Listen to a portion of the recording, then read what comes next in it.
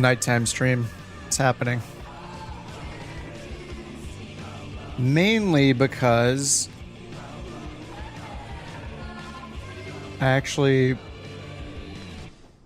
want to try streaming on YouTube Shorts at the same time. See if it works. Little nighttime test flight. Cirrus 555, Sierra Mike, traffic alert, 1-2 o'clock, 4 miles opposite direction. Ah, I see. It launches both Traffic of them. in sight, Cirrus 555, Sierra Mike. A little test here, I guess. What's up, Chris? Oh, nice. It does work. Okay. Yeah, that's a little weird, I guess, because I'm trying out this Shorts. You can stream as a short as well at the same time vertically, which is cool. So I'm trying that out. Delta 401. It looks like people will get two different notifications though, so that's kind of Delta 401. It's a little weird, I guess.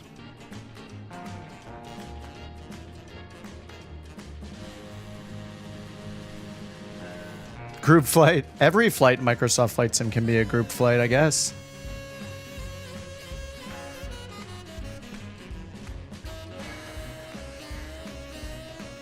All right, sweet. Let's hop in the plane. I was gonna fly the Phoenix tonight, and then I got distracted by this YouTube Shorts thing. Decided to give it a try.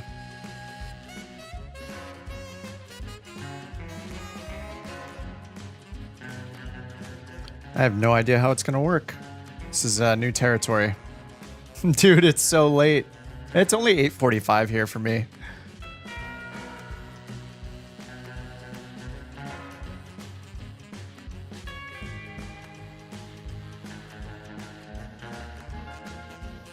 Yeah, I think the weird thing about the Shorts is if you want to do a stream for YouTube Shorts, which now has live streams like amongst the feed, and if you also want to do a stream normally on the regular YouTubes for people that aren't on their phones, it's a little weird that it gives you a notification for both, I guess.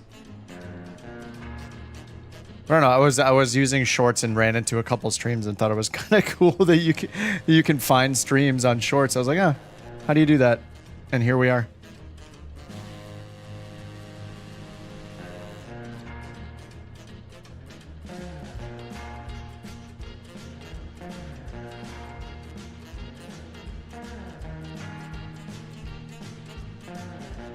Yeah, it's interesting because somebody could accidentally hit the. They could accidentally hit the Shorts stream. Right? Are there just two streams going? Is that what's happening? Or are you guys only seeing the Shorts one? That's pretty weird, actually. I don't know if I like this. I'm guessing you guys are seeing the Shorts one, right? All vertical. Because you can... I think you can get to that... Hold on. I'm just going to test it for a minute longer here. I guess you could get to that. If I go to YouTube and click myself, what do I get? That's the question.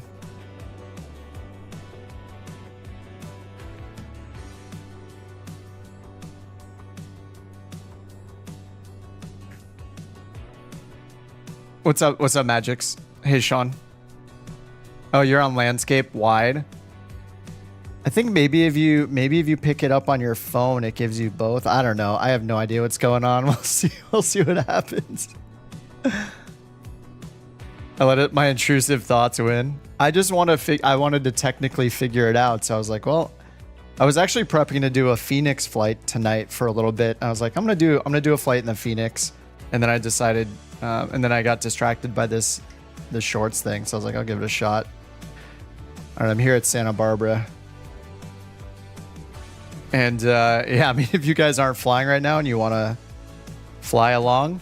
November 321, Charlie Zulu, descend and maintain 9,000. Oh, Centaurus is on the short screen. November 321, Charlie Zulu. Yeah, it sounds like it matters. I guess it matters if you hit it from your phone or from your computer, maybe. Whether you get the short screen or not. Like I hit it on my tablet, and suddenly on the tablet, I'm getting I had it on my iPad, and I'm getting the shorts version, which is weird. Yeah, it's a little weird. I don't know. I don't know if I'll continue doing it, but you know, it was worth a test. All right, I already got the flight plan figured out here. I'll throw it in the chat.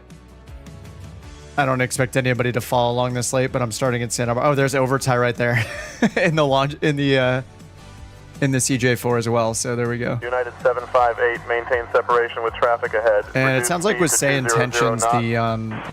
it seems like the multiplayer 200 knots for separation. stuff is still not United working 758. perfectly. So, all right, let's get this battery on here. Battery on, avionics on dispatch, standby, and emergency lights.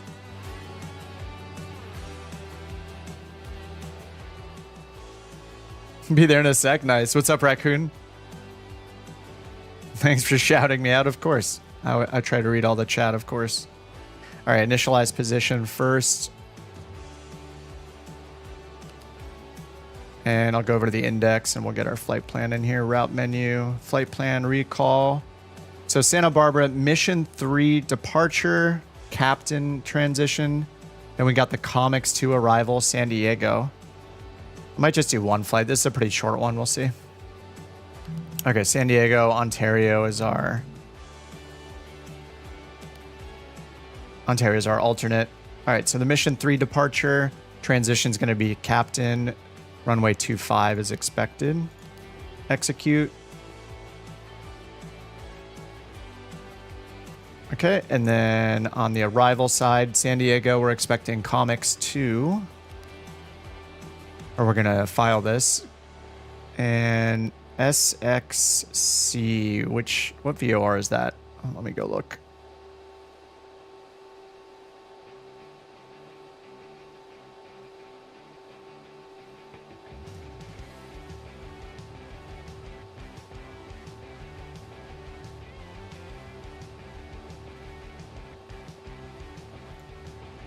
It's weird, I don't see it.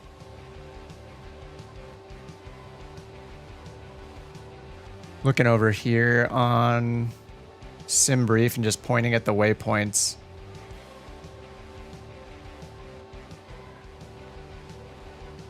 Top of climb. This is our... Okay, there's captain. I just need to look up the VOR, I guess.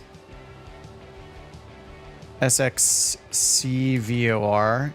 Oh, Santa Catalina. Okay. All right, Santa Catalina is the VOR. SXC.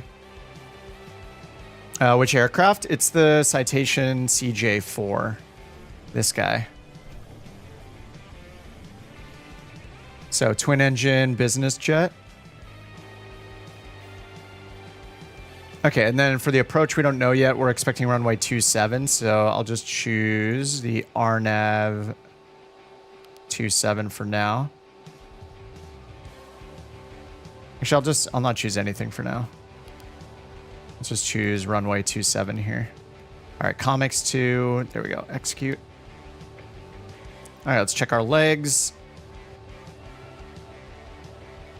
Actually, we're draining the battery, so I better get the engine started. I'm just going to start both engines at the same time, which is not very professional, but we're going to do it. Beacon is on.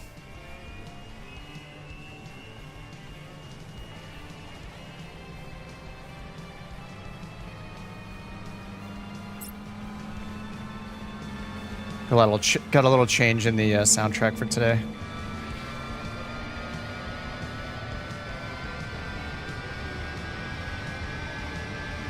This must be Chris in the longitude right here, maybe.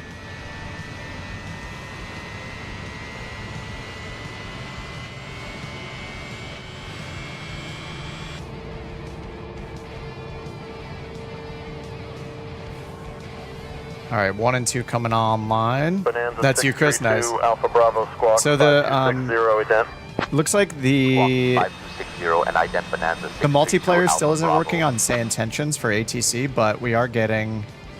I turned on the AI chatter, so at least there's a little bit in there. And I got the cabin crew turned on. I'm just gonna try out, even though it doesn't make too much sense with such a small plane to have like a full-on cabin crew. I still want to hear it.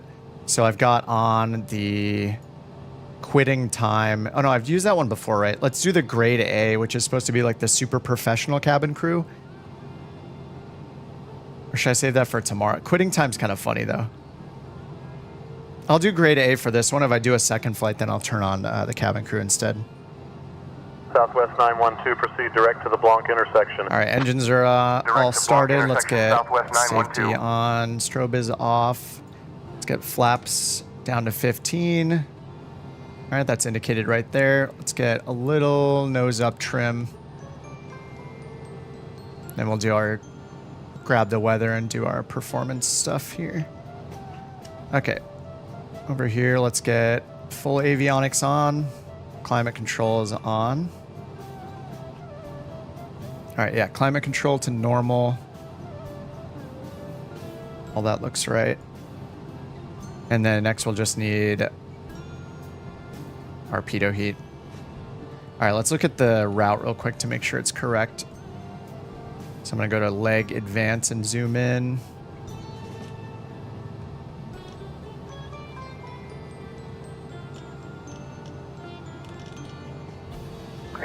American 1824 with Oh. information whiskey.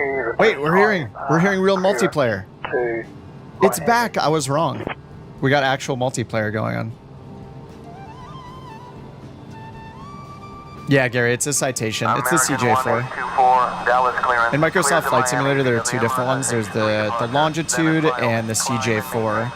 The longitude's right here, and I'm in the CJ4, which has these like more like airliner-looking Collins avionics in it. But the one over here that I think Chris is flying, I think we got two longitudes.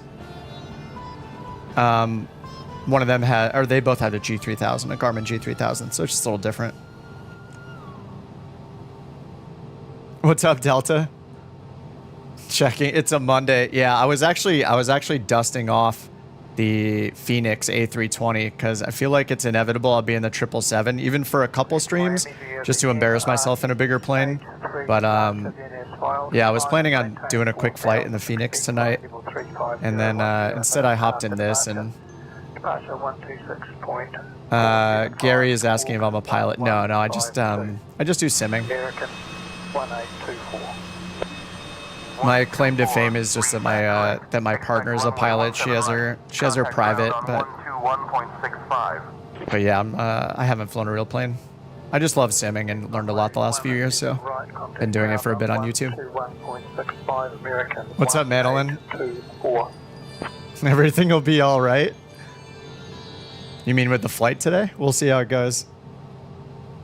Okay, let me do MFT advance here, and then we're gonna page through these waypoints real quick just to make sure they all connect. Actually, I can bring up legs over here and look for discontinuities first, which we do have right here. And actually, I didn't put in the rest of the waypoints, right? So we have Captain... Oh yeah, there's one to Bennett that I didn't put in. So let me put that one in. I didn't even finish the flight plan. So it's B-E-N-E-T... That's between Captain and Santa... Did I say Santa Clarita? Which VOR is that? Santa Catalina VOR. Okay, there we go.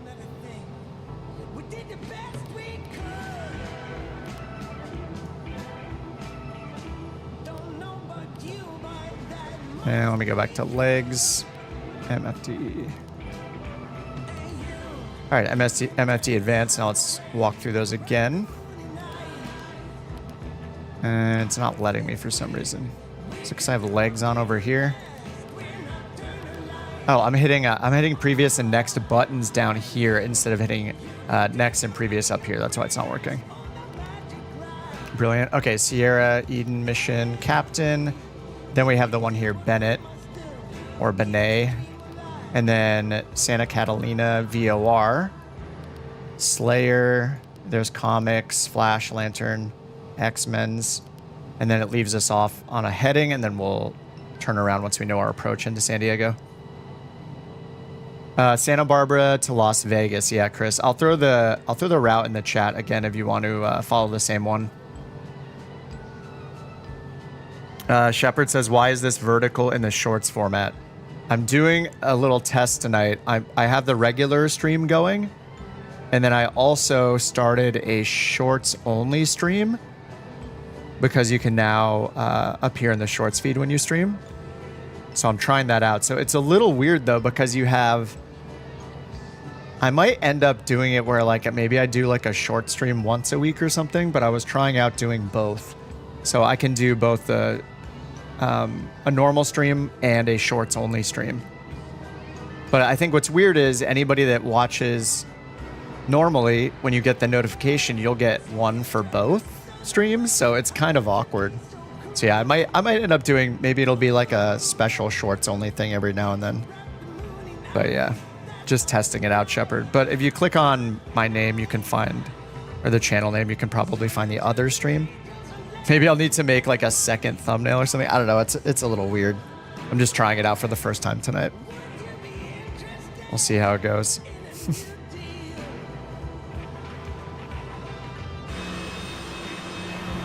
All right, let's grab the ATIS here at Santa Barbara. Hawaiian 104, climb and maintain flight level 410. Climbing to flight level 410, Hawaiian 104. Oh, that's weird. We're getting okay, there we go. We're getting multiplayer and the ATIS at the same time. Visibility 7. Sky conditions. All right, here's the weather. Clear. Temperature 15. Dew point 13. Altimeter 2980. Arriving and departing runways 25, 15 right, 15 left. Visual approach is in use. Advise on course heading, altitude, and if flight following is requested. Read back all runway and hold short instructions. VFR departures contact clearance delivery on 132.9er. Advise on initial contact. You have information whiskey. Okay, information Santa whiskey. Barbara We got Airport. temperature, altimeter. It says runway 25. 025 Okay, let's go ahead and switch over to clearance again. All right, let's do our performance. Here we go. Takeoff performance. Runway 25. Oh, I didn't get the winds, did I? That is what I missed. I'll just read the text for it real quick. NE5 right. Oh, winds are calm. Okay, so go 0/0 on the winds. Temperature is 15 Celsius. 2980 on the QNH. All right, the next screen we'll do flaps 15. And I didn't set the weight actually. Let me go check sim brief. We need 2388 on our fuel. Let's set that. Okay, we got more than enough. We can actually take a little fuel out. And it's with a payload of 2,200 pounds. All right, we got a bunch of passengers, about 220 pounds each, and some baggage. All right. Now let's try that again. There we go. All right, so rotation, 92 knots. All right, that's all sent over. Back to tuning, and then to legs here. All right, flaps 15, pitch trim is set. And let's bring it up in Navigraph.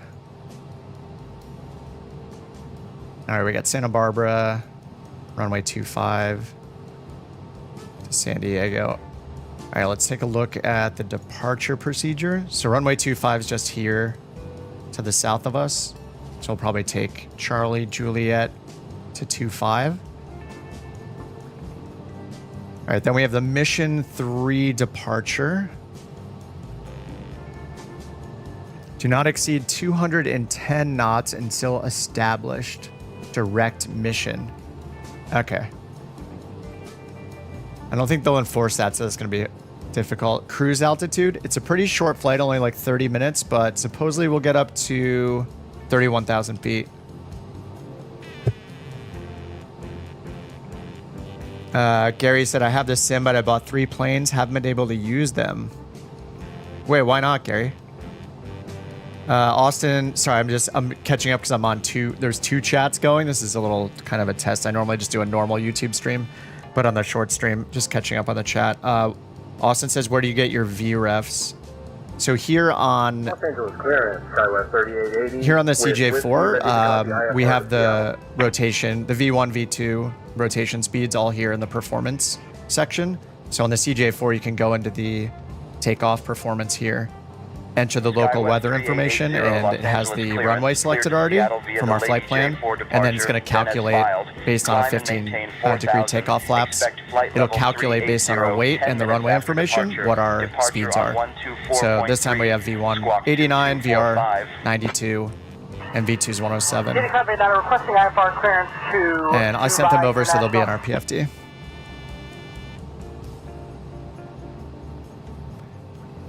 Okay, yeah, John, you're right. Yeah, runway 7, yeah, you're right, is 210. So if we get 25, then we don't need that. Information Foxtrot is correct.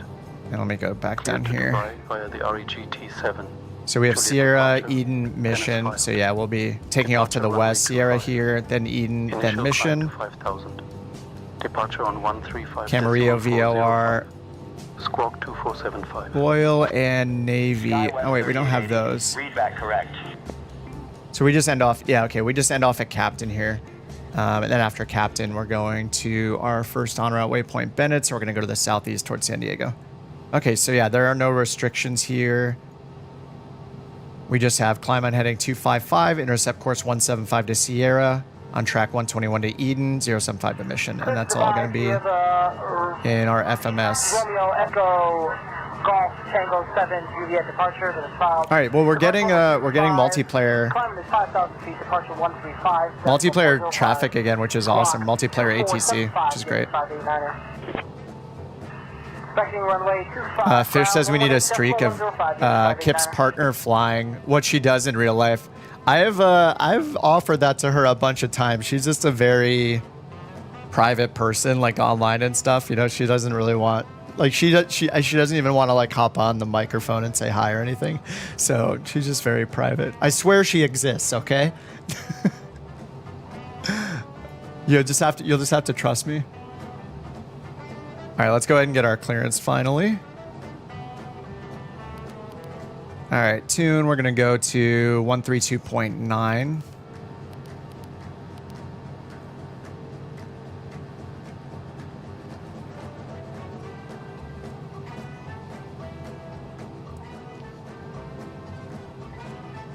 Okay, 132.9 is clearance, and then ground is gonna be on 121.7.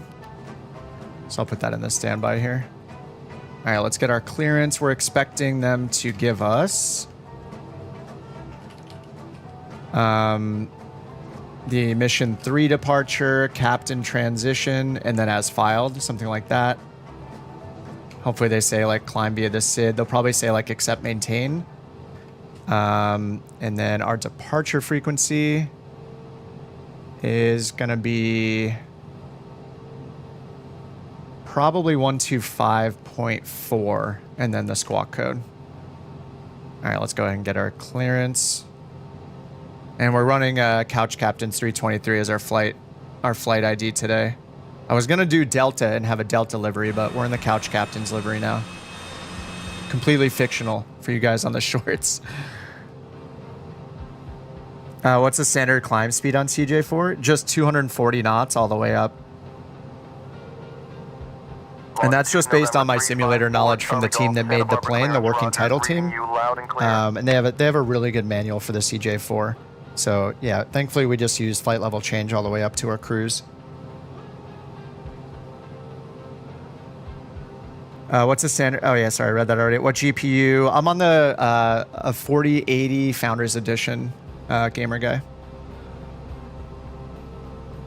All right, let's go ahead and get and I'm using an AI ATC product called Say Intentions. So that's what you're hearing in the background. It has like multiplayer and all that, and all the controllers are going to be AI voices. And nobody important says she goes to school in Canada. You wouldn't know her. Yes, that's it. Exactly. I swear she exists.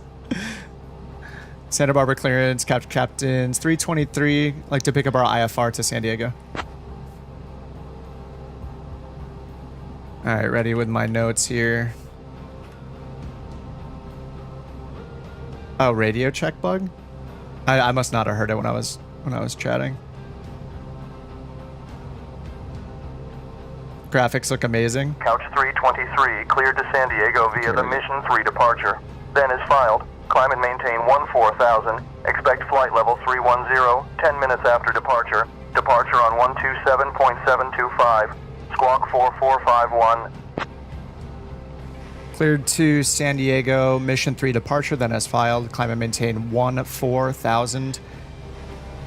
Departure on 127.725, squawk 4451, couch 323.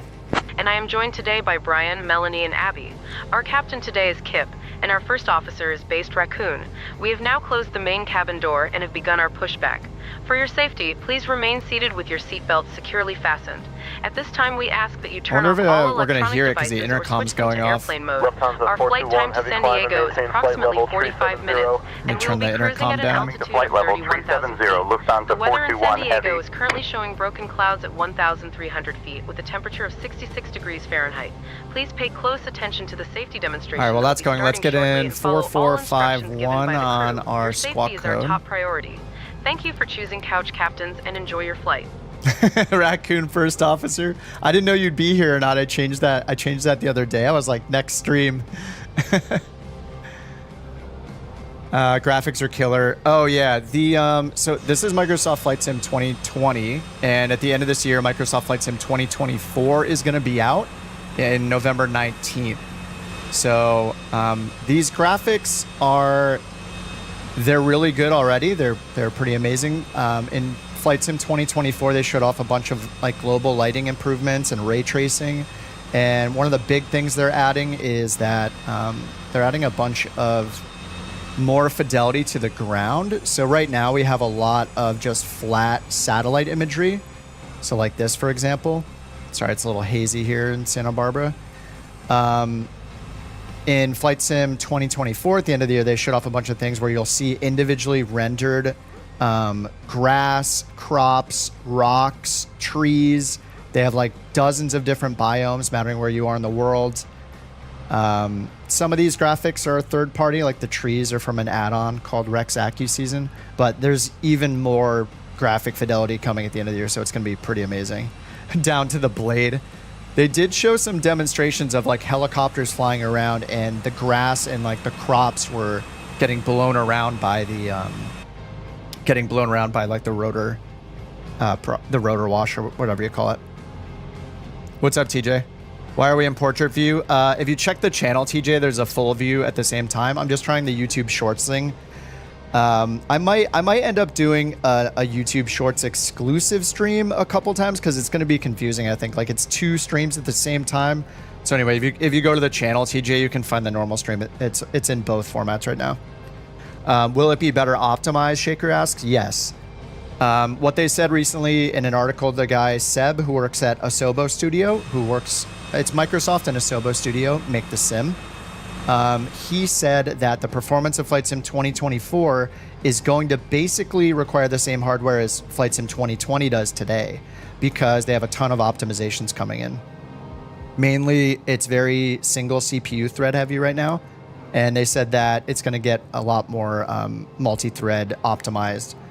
So it's supposed to, we'll see in November, but what he said in this interview was that it's going to be comparable to performance today. So if you can run Flight Sim 2020 today, supposedly there's not going to be a huge change to what you're going to need for Flight Sim 2024.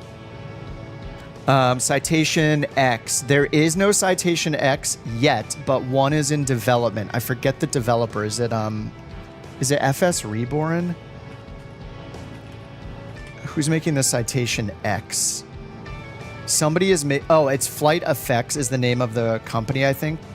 They make the Vision Jet, the Cirrus Vision Jet, and the Honda Jet in Microsoft Flight Simulator. They are developing, and both of those planes are incredible. So they're developing a Citation X. I don't know exactly when it'll be out, but for now we have both the CJ4 and the Longitude. It might just look like an X or something, but this one's the Longitude right here, which has a G5000 in it.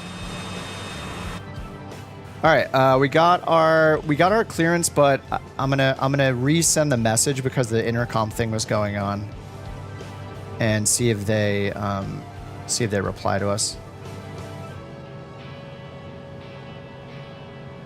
Maybe I'll just switch to taxi.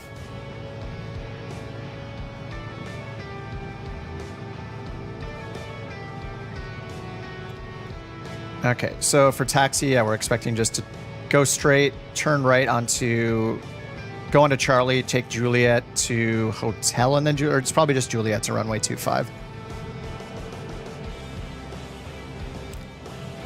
We need a raccoon first officer avatar. That would be awesome, yeah.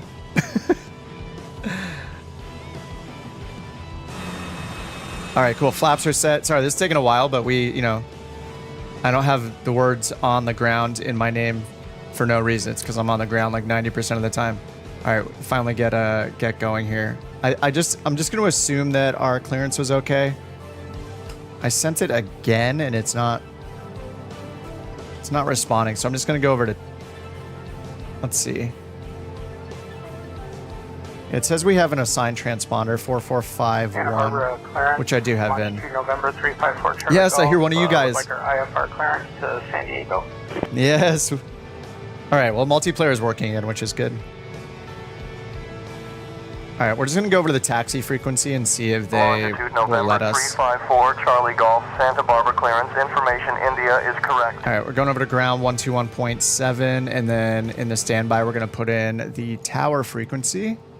Checking the charts again. Tower's on 119.7, 1197 in standby, and let's see if they give us crap for taxing now. We'll see if the clearance worked.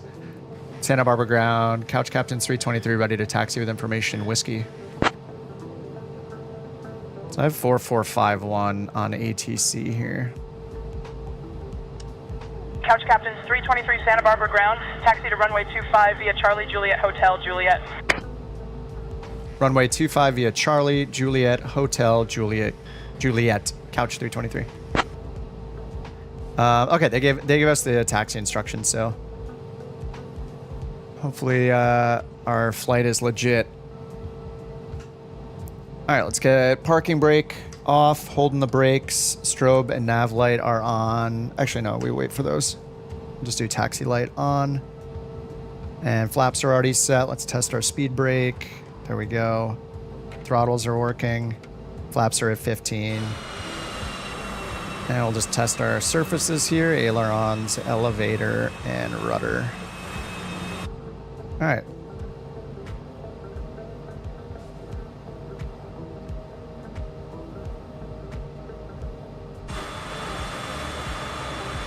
Santa Barbara Municipal, longitude November 354 Charlie Golf is ready for... Luckily, there's no collision in Microsoft Flight Simulator because that would be horrible with multiplayer.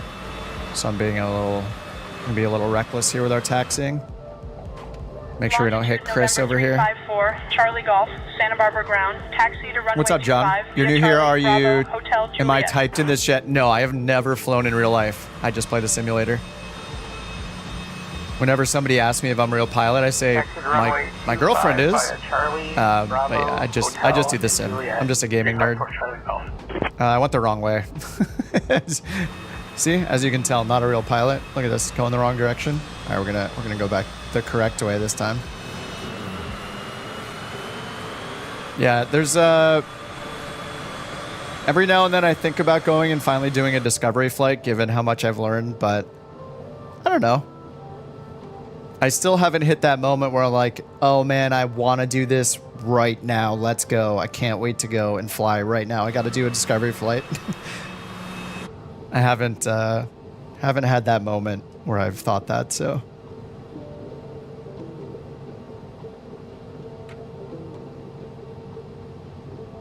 Oh, nav lights on at all times? All right, let's get the nav lights on. I thought if you had a strobe that you didn't need them. But I believe you. I'll turn them on. I should, yeah. So are you then, John? Are you a pilot in real life? Sounds like it.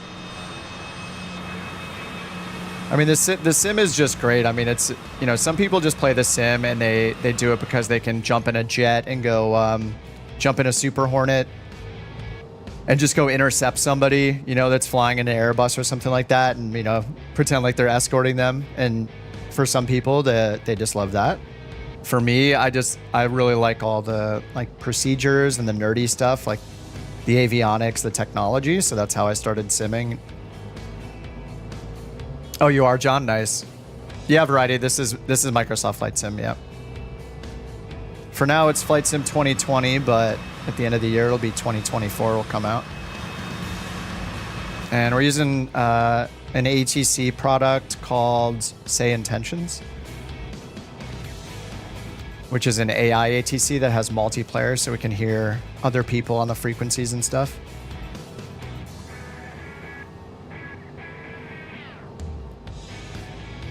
All right, so this is Juliet right here.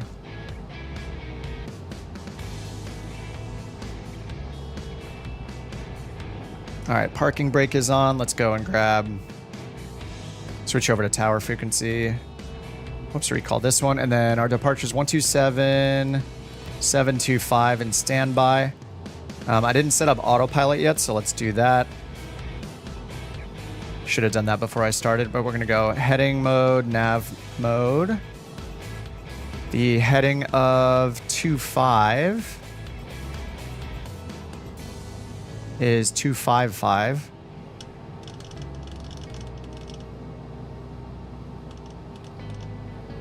All right, 255 is set, and then I have nav mode on because we're flying the Mission 3 departure. Then we're going to go flight level change mode up to 240 knots.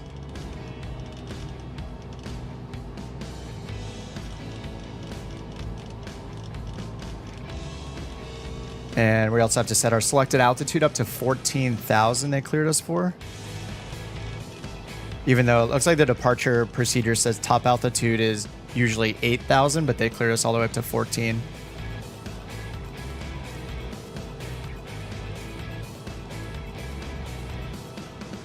All right, that is all set then. Heading mode, LNAV, flight level change to at 240 knots up to 14,000 feet. I did not set the altimeter. From the ATIS, it was 2980, so we'll set that up here. 2980, and on our standby, 2980. Okay, pitot heat needs to be on, and we're good. Let's talk to tower. And up in the corner, off the short screen, I'll have the departure procedure. And then down here, we'll just zoom the map out a little bit. Oh, and I need to go to legs. Okay, there we go. That looks good. Santa Barbara Tower, Couch Captain's 323, ready for departure. Holding short runway 25. Do I know how to actually fly? No, not in real life. I should go for a discovery flight. Pokey, yeah. Tower, winds calm, runway 25, cleared for takeoff. Runway 25 clear for takeoff. Couch Captain's 323. Okay, strobe light is on. Pitot heat is on. Belt safety. Couch 323, runway 25, cleared for takeoff. Runway 25 clear for takeoff. Couch 323. Did I say something wrong? All right, we're good. Parking brake is off. And our rotation speed is 92. Over ties right here in the CJ4 as well, and I think this is Chris behind me. Tectal, Drake, Lone Wolfer here. Santa Barbara Tower, longitude November 354 Charlie Golf is ready for departure. Nice. All right, we were already clear for takeoff. We'll just keep the roll going. Longitude, all right, takeoff power set. Rotation is 92. Calm, runway 25, cleared for takeoff. All right, there's 60 knots, 70, 80, V1, rotate already. I think I need to check my curves in this. It takes a lot of back pressure. I think maybe my joystick isn't sensitive enough. All right, running out of runway. Gears coming up.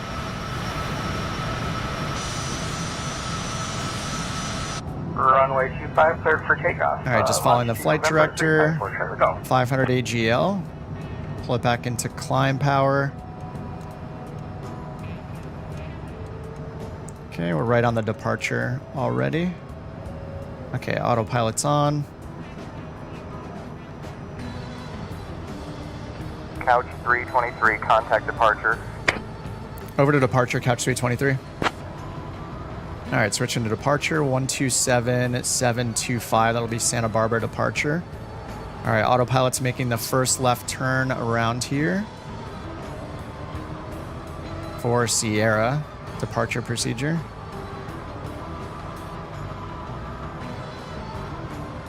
Santa Barbara departure, couch captains 323, 2,300, climbing 14,000, mission 3 departure.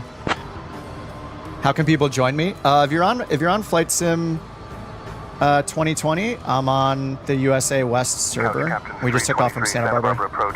Radar contact. You're cleared direct Eden. Couch Captain 323, Santa Barbara approach. Climb and maintain 12,000. All right, cleared direct Eden, climb and maintain 12,000, couch 323. All right, direct Eden, let's do that. Right here, Eden execute, and that's highlighted, and we'll continue our turn towards Eden. And they said climb and maintain 12,000. So they gave us 1.4 the first time, but now they're taking us down to 1.2. So we're gonna stop at 1.2. All right, so we got 12,000 set right here in the selector, just passing 4,000 feet. Contact Los Angeles Center on 135.5. 135.5, couch 323. All right, over to LA Center already, 135.5. We will swap over there.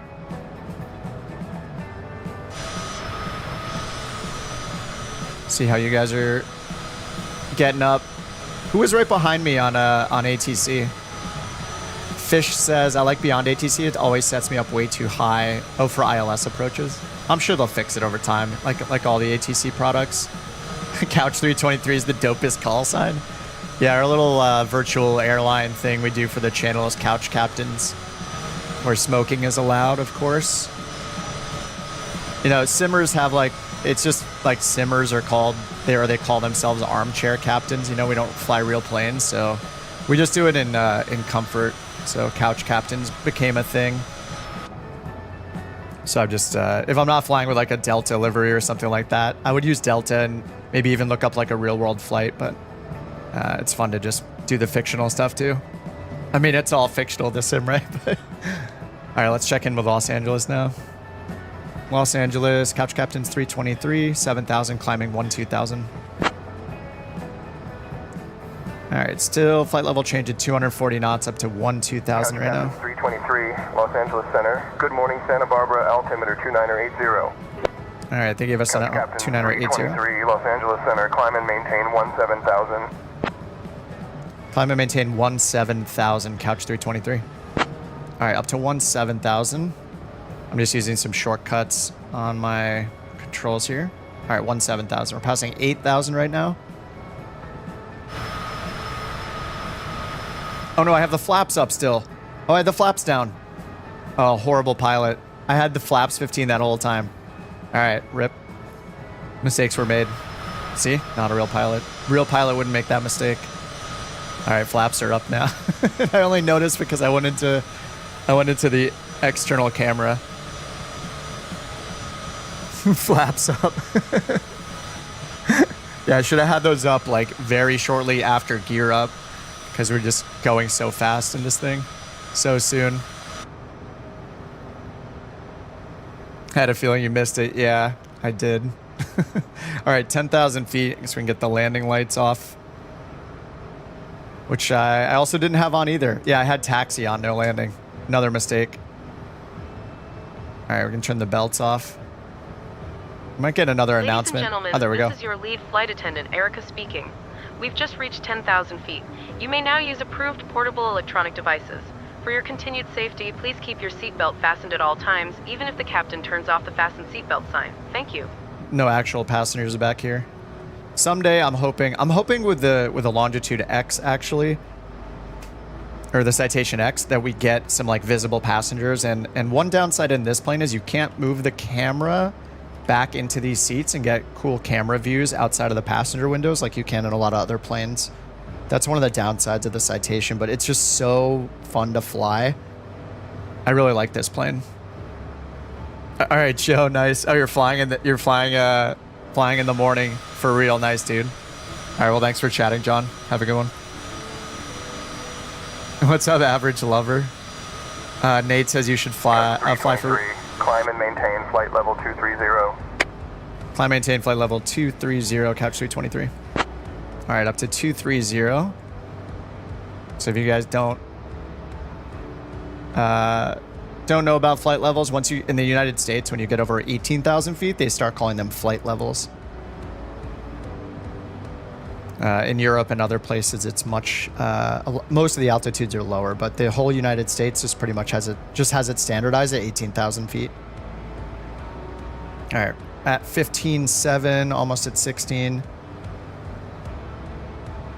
And once we get to 18,000 or flight level 180, we're gonna change our barometric pressure to standard 2992.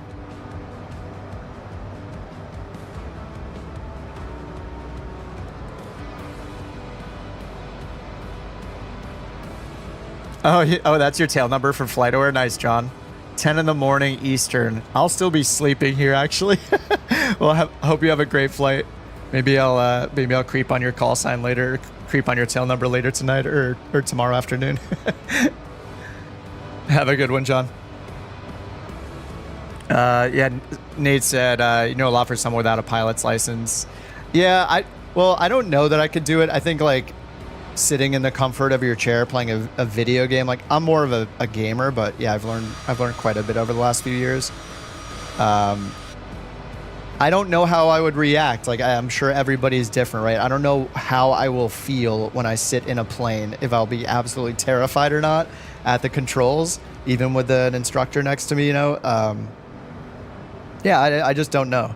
I've become less and less risk averse as I've gotten older. All right, standard. Like I used to ride motorcycles and rock climb and all that stuff, and lately I don't do anything as risky anymore. Vicar says, I've been installing this game since a week ago. Why does it take so long? The servers for downloading this game are notoriously slow. People complain about it every major update that the simulator gets. And Microsoft has made some improvements, but yeah, it's unfortunately a really common thing that people have download problems with the game. Hey, Arrow. Yeah, it's a Citation. It's a Citation CJ4, so it has these Collins Proline avionics in them. There's also a little bit more modern avionics you can get with another one called the Citation Longitude that's in the sim. That one has a Garmin G5000 system in it instead. All right, let's zoom out here a little bit. Altitude. So we're heading out towards Catalina. Actually, isn't... Yeah, this is towards Wait, is Catalina to our west? I always forget the Channel Islands, which one is which. I think this is Catalina, right? Pretty sure. Anyway, it looks like we're going to get to our cruise altitude. They said to expect flight level 310. We're at 230 right now. So it expects us, like our original flight plan, we were expecting about 8,000 feet higher. But we're leveling off at 23,000 right now. Oh, Nate says, I'm a CFI. I'm honestly, most people take too well. It's probably at least worth a discovery flight to see how it feels. Yeah. Yeah, I don't know. It's been over 3 years of simming pretty hardcore. So, yeah, it hasn't happened just yet. I think I'm too much of a wimp. It's pretty scary. I'm pretty terrified in small planes. Like, I totally trust my partner when she flies us. Like, I've flown with her a few times. It's just the planes kind of freak me out, you know?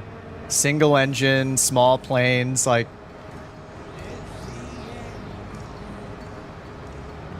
I think that's a pretty common fear people have, so... All right, bringing it back to cruise power. We'll see how fast we can get this going. It doesn't sound like they're gonna climb us anymore. I mean, our top of descent's already coming up right here in 8 minutes. Calculated in 8 minutes, 55 miles as we're getting over Catalina out here. So we'll see. I doubt they're going to climb us any higher.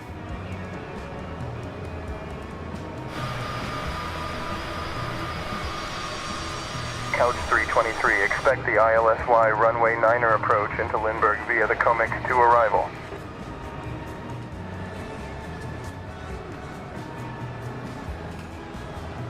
All right, we'll expect ILS Yankee runway 9er into San Diego. Comex to arrival. Couch 223. Okay, so we do have the Comex to arrival. We were expecting Couch runway... 323, expect the ILS Yankee runway 9er approach into Lindbergh via the Comex to arrival. All right, let me say it again. I guess I didn't understand. We'll expect the ILS Yankee runway 9er approach. Comex to arrival. Couch 223.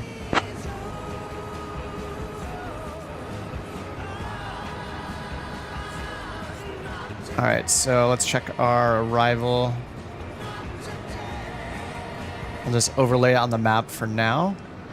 So we're up here, headed towards Bennett, and then past Santa Catalina. And then after we pass Catalina, that starts our arrival, the Comex to arrival procedure. We have Slayer, Legend, Comex, Flash, Lantern, and it basically leaves us over here to the east side off on this heading, and then San Diego Airport's right here. So then we're going to turn around, but they're giving us the ILS runway 9. That doesn't make any sense, actually. I don't think they ever land runway 9 at San Diego, right? That would be coming in from over the water. I think they always land runway 27. So I'm not sure that that's realistic or not, but we'll go ahead and program it in anyway. And also, I don't even know if this arrival lets us choose runway 9.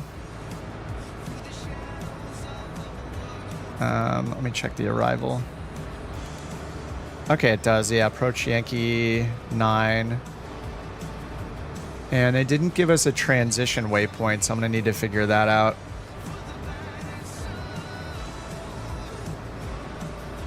So if we have, let me check here.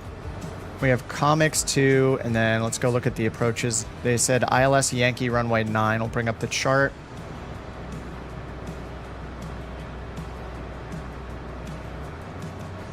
All right, so we're coming from this direction. We're coming from the north. It looks like OCN or SARGS would be our waypoint. Let's see if either one of those is in. No, we just have MZB or Gato. Oh, MZB is Mission Bay. Okay, so Mission Bay VOR is right here. So then it looks like because if we go to Mission Bay, we're going to be turning to the west, and then we're going to have to do this reversal here to line up with runway 9. All right, so we'll just choose MZB, Mission Bay VOR, as our transition for now. And we'll just execute. And we got the discontinuity again, so I'll go fix that just by pasting that there. Execute again. Okay, that's all connected again. And then let's get our frequency in, 11155 for the ILS frequency. So it's on auto, but I'm going to put it in myself because I just am paranoid. 111, so 111.55 on nav 1, 111.55 on nav 2. Let's go put our minimums in. All right, we're making this left turn towards Santa Catalina Island now, which looks like it's right down there. Kind of see it in the distance there.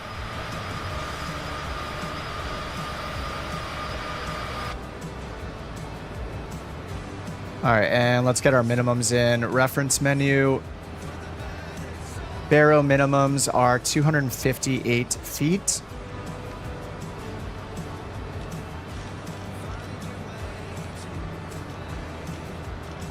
.258, so we'll call it 260 for our decision altitude. 260. All right, 260, that's set. All right, we got our minimums. We got our ILS frequency in for the localizer, and we got it programmed in the GPS. And let's check our top of descent now. 3 minutes, it says. So I'm just going to tell them we're ready to start our descent. Couch 323 is ready to start our descent. Yes, Ray? Yep, we need to grab the ATIS. That's correct. 323. Descend and maintain 3,000 feet. 3,000? Descend and maintain 3,000. Couch 323. All right, well, we have a whole arrival procedure that has all sorts of altitude restrictions along it, but I guess they're just going to have us go all the way down to 3,000 feet. All right, that's from 23,000 down to 3,000. All right, we'll just listen to them, even though that seems a little funny. All right, 3,000 feet. Our ground speed right now is 430 knots. Multiplied by 5 gives us about 2,200 feet per minute for our descent. So let's do that. We'll just do 2,000. Make it a little more shallow because we don't have a bunch of twists and turns just yet. And we'll pull that throttle way back.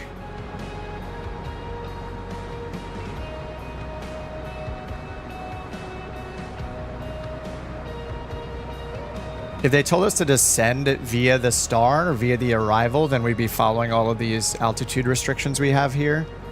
So like here between flight level 290 and 250 at Santa Catalina and all that. Over here between 15 and 19, 12 and 15 and so on.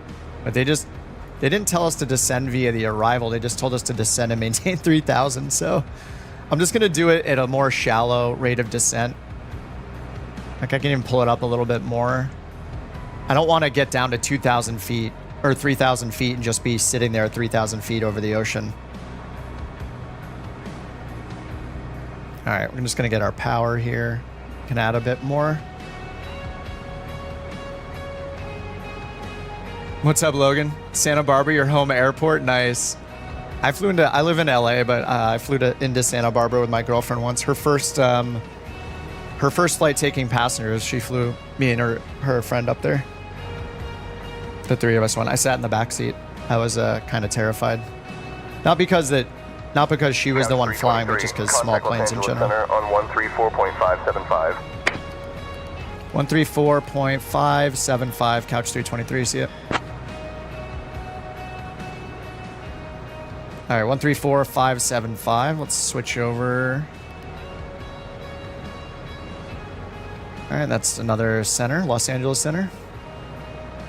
Los Angeles Center, couch captains 323. Flight level 190, descending 3,000.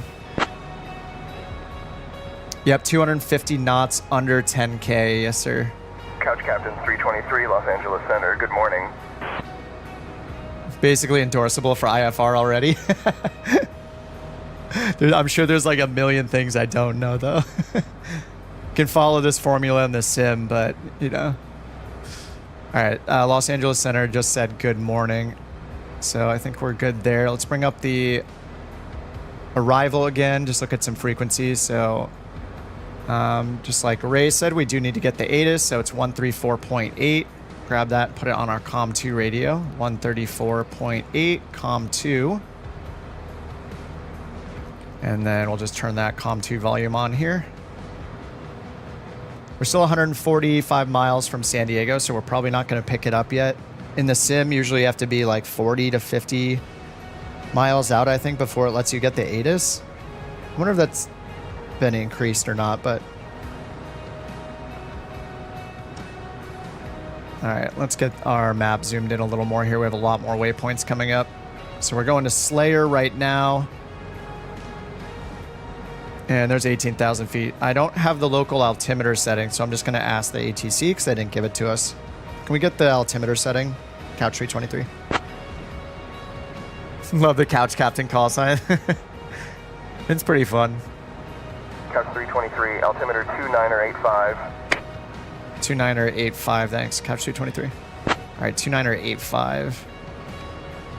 Under 18,000. All right, 16,000 now. 323, roger. He shouldn't really say roger there. It's kind of weird. Just going to make our descent a little more shallow. We're expecting to fly all the waypoints for this arrival, but we're not expected to follow the altitude restrictions because they told us... Maybe I should just follow them anyway. They told us to descend and maintain 3,000. I wish they just said to descend via the comics to arrival. Yeah. Yeah, we would be descending. We're already at 15,000 right now. If we followed the restrictions on the star, then we wouldn't be under 15,000 until over here when we get to Legion. And then 12,000 at Comics. Lantern. Oh, we do have a speed restriction here at Lantern. 9,000 feet, 230 knots. Normally, under 10,000, like Ray said, you're restricted to 250 knots. But here they're saying at Lantern, they want us to be at 230, and then at Klommen at 210. I actually don't know the answer to this, though. If we're supposed to follow, I assume we follow the speed restrictions, and we're following the lateral guidance from waypoint to waypoint, and we're just overriding what they said about altitude, right? They gave us clearance all the way down to 3,000 feet, but I assume we still need to follow the speed restrictions as they're published. That'd be my assumption, I guess. Nate says you'd be surprised how little most of the instrument rating students I get actually know starting out miles ahead. Yeah, I feel like when you're a sim player, though, there are a lot of people who take simming extremely seriously, and they won't even call it a game. But I am a gamer at heart. I've always been like more of a gamer. I haven't really been interested in aviation until I started simming and my partner started flying. So to me, in my head, even though I feel like I know quite a bit in the sim, I recognize that real life is going to feel totally different. So it's probably like, if I could just erase everything I think I know, there's probably so many mistakes and incorrect information in there somewhere, So if I ever got into it in real life, I would be very worried about trying to use too much of what I've learned in the sim, and instead of listening to my instructor. I think I'd have to be very conscious of like really paying attention to my instructor and not thinking in the back of my head, but in the sim, I did this, those kind of things. It's a simulator, not a game. Well, I hate to break it to you, but it's both. It is technically a video game, and it's in the simulator genre. But yeah, obviously Flight Simulator is used by lots of real-world pilots.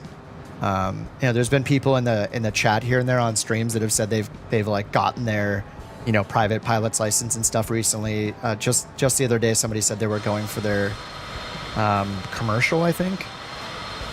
Am I going to do another flight? I probably will, yeah. This is a pretty short one. It's going on 10 p.m. here, but yeah, I'll probably do another one. Follow the plate unless he gives you a different approach speed. You're right, Captain Couch. Thanks, Rizik, sorry. Despicable says, I want to become a pilot, so flight sim is so fun, but I want to learn. Where did I learn? I learned through a ton of YouTube videos and a ton of bold method articles and reading manuals for Garmin products. I'm just a simmer. I'm not a real world pilot. I've just really, really enjoyed simming though. I've just started shortly before Flight Sim 2020 came out, I started with X-Plane 11, and then a few months after that, Flight Sim 2020 came out, and I've been pretty much stuck on Flight Sim 2020 since then. I mean, look at it. Can you blame us? What's up, Arctic? How's it going, dude? Sorry, I'm reading two chats tonight because I have the shorts stream the same time as the normal stream. Oh, Fish, you're gonna get the Boeing. Oh, the Wing Boeing thing. I saw some guys on Discord talking about it. Kevin says I'm working on an app that will play live ATC from the frequency in COM 1. Oh, that's pretty. Oh yeah, like FS Chatter. I think there's one called FS Chatter that does it, but it doesn't play live ATC. But yeah, Kevin, I would totally be down to try it out for sure. Rockwolf says I learned from Kip's videos. Yeah, I mostly started doing flight sim because I was just super excited about learning the Garmin stuff, and like just I'm a nerd, so I was excited about the technology. Nate says very accurate to real life from what I can see. Scary real. What's crazy is playing in VR is incredible. I can't use VR for that long, like maybe an hour, but some of the pattern practice I've done, like pattern work practice I did in like a smaller plane in VR was incredible. It's really fun. It's very humbling too because you don't realize or remember like how big some of these planes are. So I was flying the Grand Caravan, the Cessna Grand Caravan, quite a bit, and I didn't realize how absolutely gigantic it is on the inside when you're sitting in it like this until I put VR on. Thanks, Vicar. Do I do long form? I do have a lot of tutorials about how to use the Garmin systems in Microsoft Flight Sim, and I stream about 3 times a week. Normally it's Tuesday, Thursday, Saturday, but I'm just doing an ad hoc, unplanned stream tonight. And have I tried flying the Diamond DA62? Yes. Yeah, the DA62 is cool. There's actually a DA42 that's quite a bit more advanced. Oh, under 10,000 feet. I'm speeding right now at 260 knots. Let me slow down. Yeah, the DA62 is cool. In the sim, I think it's difficult to fly because the visibility in it is really bad. There's like, it's not too great in this citation here either, but there's just this huge part of the like fuselage, like this strut. I don't know what part you call it here near the. Anyway, it's so hard to see out of the DA62 in the sim, but I love the plane besides that. The DA42 is also available in Flight Sim as payware. It's really cool. It's got like working circuit breakers and all that stuff. There's also a new DA50 that got released. If you like the single engines, that's a bit faster than the DA40 that's in the sim, which I've had a fun time flying too. So yeah, there are a lot of diamonds now. So yeah, we got the 40. We got what? Oh, what's the other one? There's one. Is it an R Diamond DV something? I forget the model number, but I think we have like 5 diamonds in Microsoft Flight Simulator now. But I love the technology in the diamonds. DA40 for single pilot for single VFR. Yeah, I really like the diamonds, like the glider-like aspect ratio. Like the wings are very long. Sorry, the sim is freezing right now. The wingspan's like what, a good foot longer than like a 172, so it gives it like more like glider-ish characteristics, which is interesting. And having like just like a mini FADEC almost in it where it's managing everything for you is really cool. What's up, Jeff? It's in vertical format because I have 2 streams on right now. One is for YouTube Shorts, and the other one is for regular, like horizontal. So if you're on the YouTube Shorts stream, the vertical one, you can just tap the channel name and find the other stream. I'm just doing it for the first time tonight to try it out. I may end up doing like a Shorts only stream night once or twice a week instead, but I'm just trying the multi-stream thing tonight just to see how the short stream goes. What's up, Neil? Fish says, I used to play iRacing and VR was terrifying when you wreck. Oh yeah, VR is pretty scary in Flight Sim too, I think. I don't use it that often. Some people play like exclusively in VR though. All right, we're at 7,000 feet right now. I'm gonna lower our descent a bit again. We're supposed to be down at 9,000 coming up to this next waypoint. I'm just gonna give us like a 500 feet per minute descent because ATC just gave us like. Wind 179er. Oh, here comes the ATIS. Visibility 9er. Sky conditions, broken at 1300 feet. Temperature 19er. Dew point 15. Altimeter 2986. Arriving and departing runway 27. Visual approach. Runway 27. Advise on course heading, altitude. They gave us the ILS for runway 9. Following is requested. Read back all runway and hold short instructions. Need to listen to it again to get the winds. VFR departures contact clearance delivery on 125.9er. Advise on initial contact you have information golf. Okay, we have golf. Yeah, if you guys are watching on YouTube Shorts, you can get to the full stream by just going to the channel and clicking the other stream. Wind 179er at 8. 179er at Sky 8. Conditions. Broken at 1300 feet. Okay, let's turn off comm 2. Temperature 19er. Dew point 15. And they said I didn't hear them, so we're going to ask them to say again. Say again for Couch 323. Arriving and departing runway 27. Couch 323, contact SoCal approach on 125.15. 125.15, Couch 323. All right, over to SoCal approach. SoCal approach, Couch Captains 323, 6,400, descending 3,000. All right, we're a little slow now, 212 knots. Let me check the charts again. Couch Captains 323, 230 at SoCal Lantern. approach. Good morning, Carlsbad altimeter 2983. 2983, Couch 323. 2983. All right, that's all set. Yeah, I wish they would just clear us. I think this happens. Couch 323, Carlsbad altimeter 2983. Okay, he just sang it again. It's weird. The ATIS is saying they're landing on runway 27, and they told us ILS 9er, runway 9. So, and the winds are 180 at 8, which are exactly perpendicular to the runways. So, it's probably why it got. It's probably why it's a little confused. I don't know. The ATIS is not always 100% synced up. Like, I'm sure that'll be improved in the future, but yeah. ATC is automated, Ray. This is a third-party ATC called Say Intentions. It's $20 a month just for the ATC, but that's basically because it costs them a ton of money to operate it. So it's generating all the voices. It has tour guides that'll call out like landmarks and stuff to you. It has co-pilots and crews that'll like you can ask questions to.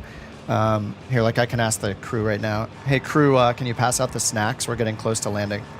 All right, so I just told on the intercom, told the crew to pass out the snacks. We'll see if they say anything. Kip. We'll start passing out the Longitude snacks November now. 354, Charlie Golf, SoCal approach, descend and maintain 3,000, turn left heading 265. Yeah, and Say Intentions is pretty cool. There's another product called Beyond ATC that's also got really good ATC. It's a one-time payment, not a monthly thing. So yeah, there are a couple great options right now. Say Intentions is just more like using ChatGPT. Like you can ask it anything, and it's generating the voices. You can declare emergencies. It'll try its best to figure it out and help you. Vicker says, does that mean every airport has an ATC? Not, well, if it is tower, then it does, yes. But it's global coverage. They have regional accents, all that kind of stuff. Yeah, it's a really impressive product.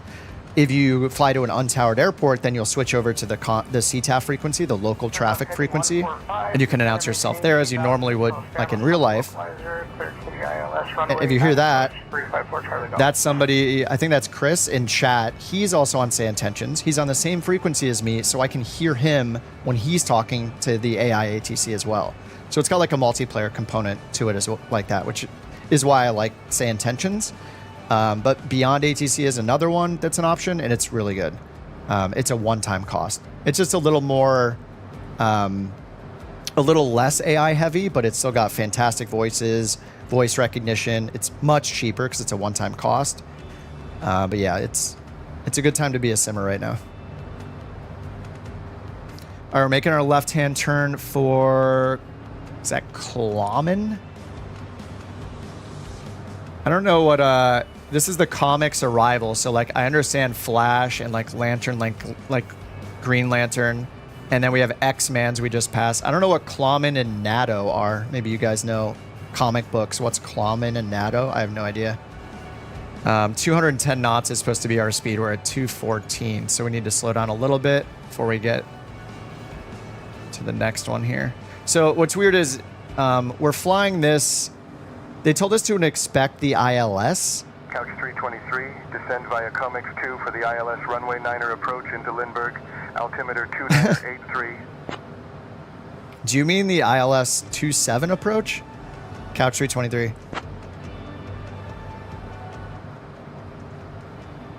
So they keep trying to tell us to go to runway 9, but this... Couch 323, negative, expect the ILS runway 9er approach. All right, we're ready for the ILS 9er approach. We're to the east of the field already, so we're going to need to get turned around here. Couch 323. So these are the kind of things you can say to the AI ATC and see if it'll figure it out. It's really weird they're having us like land this way. I think San Diego always lands 27, I'm pretty sure, facing the ocean, not over the ocean. And the approach is awesome because you fly right over downtown San Diego. 354 Charlie Golf, contact tower on 118.3.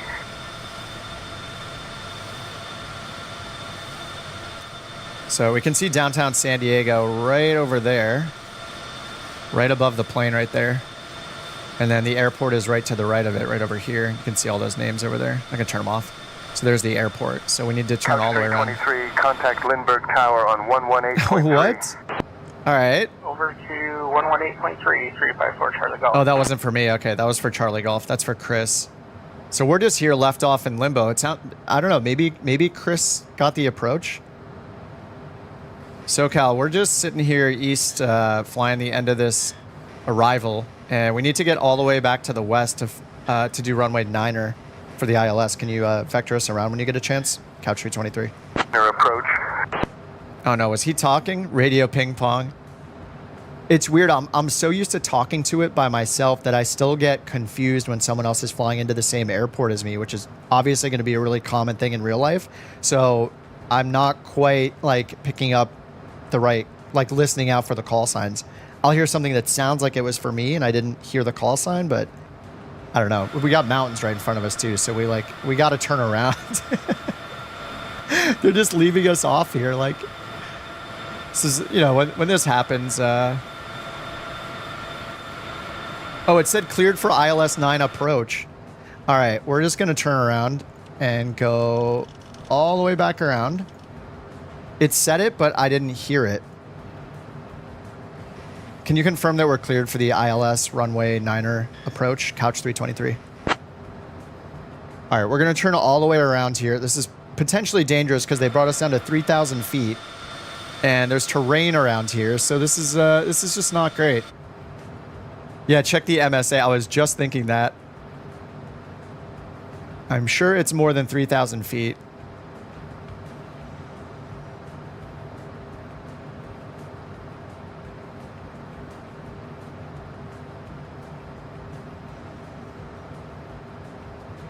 All right, MSA is the minimum safe altitude. Okay, yeah, in this direction, so the direction we were coming in from, it's 2,100 feet, maybe 4,400, but to the southeast, 5,400, like where we are right now. So we're at 3,000 feet, so it's not great. All right, we're just turning around. I'm gonna go direct to the first waypoint. We're gonna go straight direct to MZB, execute that, and switch back to nav mode. So hit the nav mode button. This is just something that I constantly do. I need to stop doing is just listening to ATC even when it's doing kind of weird stuff. So I should be, I should really have caught this earlier and just told them, like, confirmed, asked them to clear me for the ILS or something like that. Kind of force their hand, force the AI's hand. Anyway, we're turned back around here. We're going back to the west towards MZB. This is what, Mission something VOR? It's the Mission Bay VOR right here on the chart. So we're going to Mission Bay VOR. Then we're going to be outbound here, this heading right here, 241, until we get to this waypoint Gato. And then we need to do a reversal on the south side. So we're going to make a left turn out, then we're going to turn back in and intercept the localizer. But we already have that in for runway 9. We'll see how it goes. I'm sure it'll go fine. The winds, sounds like we're going to have a crosswind either way, whichever runway we used. And I don't think I've actually landed on runway 9 in San Diego, so this will be cool. And we're at a good speed. We're at 190. We can put our gear and first notch of flaps down under 200 knots. And our last speed restriction was 210. So I could bump it up just a little bit, maybe up to like 200 or so, because we got to backtrack a little bit.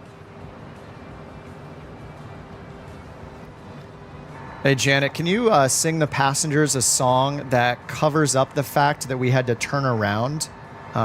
It was ATC's fault and not my fault, though, okay? All right, hit it. All right, let's see if she'll sing a song to the passengers. Probably not. Captain Kip, I'm sorry, but I can't sing a song for the passengers. I can, however, make an announcement to keep them informed about the situation if you'd like. Yeah, sure. Why don't you go ahead and make the announcement. Tell them that you're going to get all of them free beer at the airport bar in San Diego as repayment for our mistakes, okay? Thanks, Janet.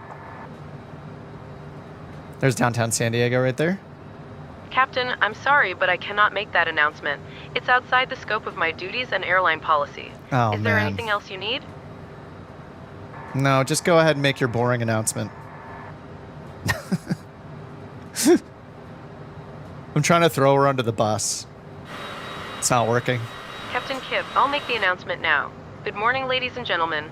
This is Erica, your lead flight attendant speaking. Wait, I thought her name was On behalf Janet. of Captain Kip and First Officer based Raccoon, welcome aboard Couch Captain's Flight 323 N6063E Welcome? CJ4 aircraft heading to San Diego. We are We're- currently climbing to our cruising altitude No, of we're at San 31,000 Diego. feet.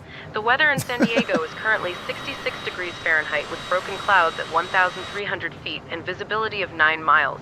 We have a short flight ahead of us, approximately It's so short, we're already 167 miles. here. Please sit back, relax, and enjoy the flight. Thank you for flying with us today. I guess this is Erica. I thought it was Janet. I think I picked a different one. Hey, Erica, we're already at San Diego, just so you know. We just gotta turn around and then land on runway 9. She's a total pro, yeah. Oh, a haiku. Yeah, maybe she could do a Thank haiku. you, Captain Kip. I'll inform the passengers once we're ready for the descent announcement. How did I get the cabin crew? Chad, it's part of Say Intentions. It's like a paid AI ATC software. It's like $20 a month. But yeah, it's got like full AI ATC. It's getting better every single day, and it's got multiplayer. So Chris, who is in the chat and flying along, you can hear him when he's chatting. We heard him get passed off to the tower actually, but we haven't yet. All right, over the ocean we go. We're gonna do the reversal, and then looks like we need. Oh yeah, they cleared us for the ILS approach, right? So we're gonna need to get down to 2,000 feet. And actually, here comes our VNAV profile for that. So let's change this down to 2,000 feet and hit VNAV. Altitude. All right, there we go. And this little pink diamond here is our VNAV profile. It's basically like telling us when we're supposed to start descending and how fast to follow the appropriate descents to get to the altitudes we need to be at from waypoint to waypoint on this approach. So I just turned on VNAV, so it'll start descending us in a second here. Jeff, wish you knew more about raccoons.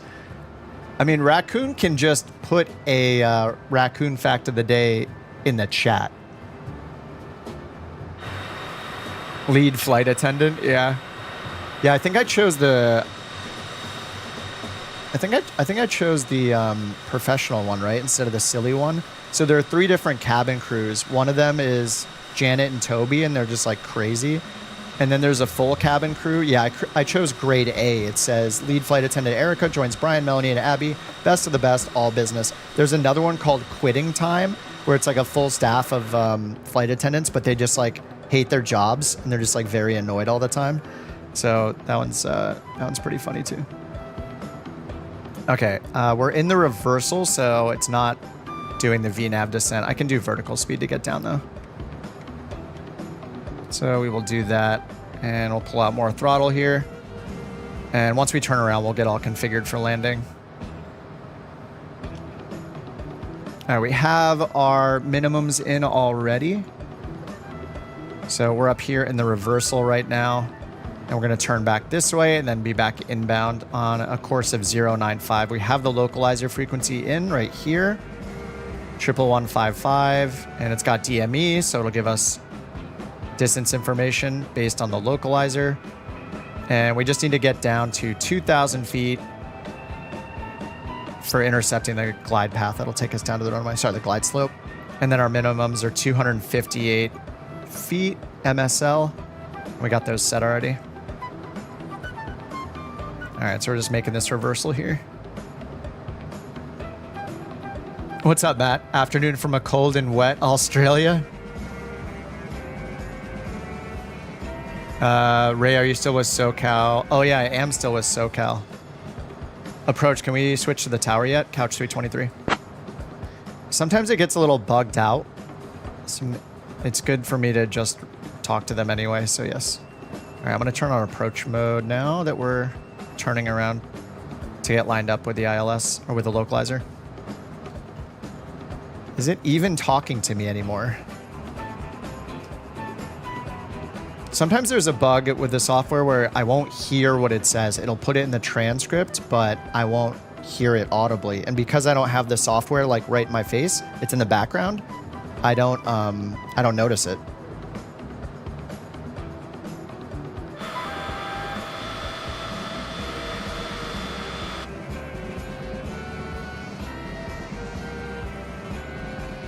All right, almost done turning around here. We're going to Sargs.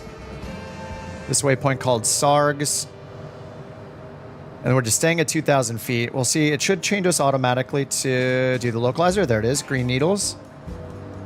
There are the green needles right there. It just switched us over. Final approach course 095. That's correct. Just going to sync our heading bug.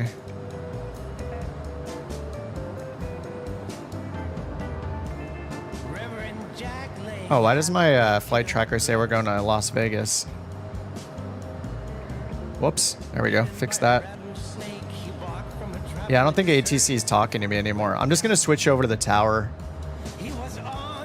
Tower frequency 118.3. I think it might be kind of bugged out. Lindbergh Tower, Couch Captains 323, ILS 9er.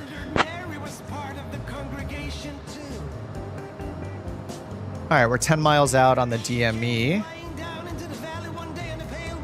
DME 1.4 is going to be the threshold of the runway. Final approach fix is at... Okay, we got 7.3 and then 4.6. All right, 7.3 is where we're expecting to get the glide path. So we're just going to keep the gear up for now. I'm going to put it down once we see the glide slope, sorry. Keep saying glide path. To ILS, though. Yeah, we're not hearing from ATC again. It's just not talking to me. Obviously, we're clear to land.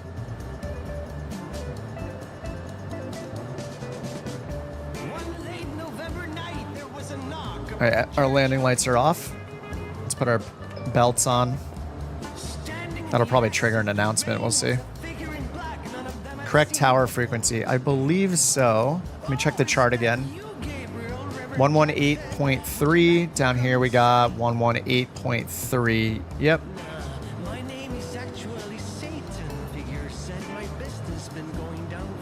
Yeah, let me try it again. You know, I think it doesn't know where we are. Yeah, I think it thinks we're somewhere else because it's telling me it thinks the closest airport is called... Oh, maybe it's just because of... Yeah, the Torrey Pines Glide Airport. Maybe that's near us. Anyway, we're already on the glide slope. All right, we're going gear and flaps. We just cleared ourselves to land. It's fine. We'll just reset ATC for the second. 323, oh. Lindbergh Tower, winds 179er at 8. Runway 9er, clear to land. Oh, there we go. Runway 9er, clear to land, couch 323. All right, gears down. I did not put in our approach speed. I didn't put our calculations for our approach speed. Another mistake on my part. I should have gone here. Approach performance. What was it? 179 at 8. Anyway, we're on short final. This is fine. All right, we're gonna go full flaps.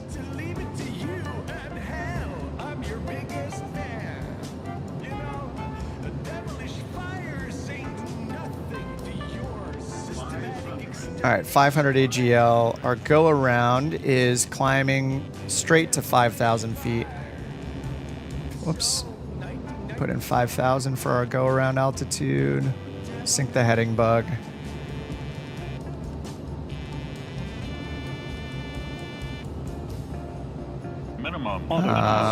We are at minimums and we are way below the glide path.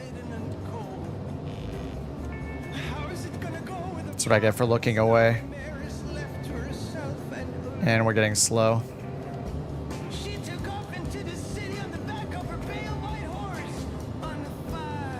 Looked away for a second and bam, danger. 4 reds. Red is dead.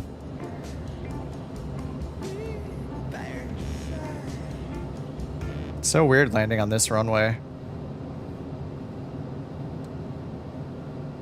just have to ignore the plane right in front of us. It's taking off. We're just going to slide right under him. It's fine.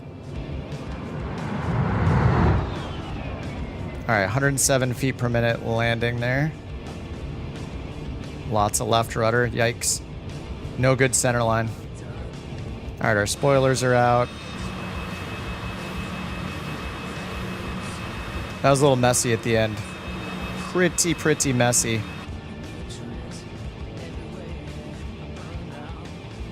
All right, I think to the left is normally where we park. I think all the parking is to the left. 323 Lindbergh Tower, welcome to Lindbergh. Exit at Delta if able. Contact ground on 123.9er. Over to ground 123.9er, couch 323. Said to exit at Delta, but there is no Delta. All right, I think we go this way for GA parking. Let's stop here. All right, let's get the lights good. We got taxi light on, strobe off, nav is still on, belts are on. Let's get our flaps up, spoilers, our speed brakes off. And over to ground. Let me get the chart up.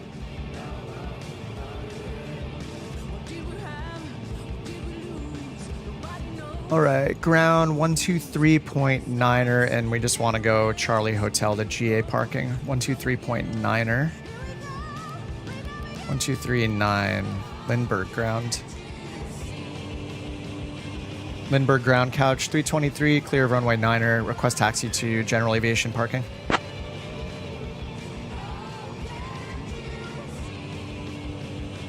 Here, let's see how accurate the taxi. Couch Captain's 323, Lindbergh ground. Taxi to general aviation parking via Charlie 4. Cross runway 27, then Bravo 4, Bravo. No, that's not right at all. Oh, they want us to go back there. All right, taxi to GA parking. Charlie 4, cross runway 27, Bravo 4, Bravo, couch 323. So where are they taking us here? Bravo 4 is right here, and then Bravo is right here. And then if they want to, we're at Charlie 4 is exactly where we are. So they just want us to turn around and go park at the Alpha ramp, which is behind us. But is that where you guys are? Or are you guys in front of me? You guys are right over here at the regular GA parking. Yeah, okay. I'm just going to come over to where you guys are. What time is it? It's 10:15.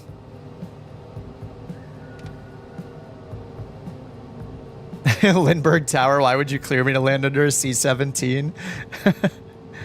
Coco says, I just simmed into San Mitars, reading landing 27. Yeah, it's the weather. The ATIS said they were landing 27. The wind said 180 at 8. So we're pretty much getting a perpendicular wind anyway for either runway. So I don't know why they wouldn't use 27, but the ATC, the AI ATC had me do runway 9, which is super weird. I mean, there's an ILS for runway 9, and it's not like a back course, just a regular ILS approach. So I guess they land runway 9 sometimes. Earlier, somebody on the shorts feed asked me what my favorite plane was. And I totally forgot to answer, but I don't usually fly the Citation. I'm usually in slow planes. I'm just flying the Citation. I like the Citation a lot. It's the CJ4 is probably one of the ones I'm more comfortable in, believe it or not, despite that performance. But I like the Meridian the best. I usually fly slower planes and like turboprops. There is Piper Meridian, M500 Meridian, that is really, really good. Maybe I should fly that for the next flight if you guys want me to change it up. Yeah, this is Microsoft Flight Sim 2020. If you have Xbox Game Pass, you get it as part of Game Pass. And Flight Sim 2024 is coming out at the end of the year.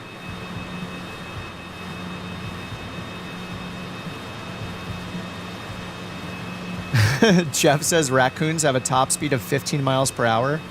Their V1 is 8, V2 is 9.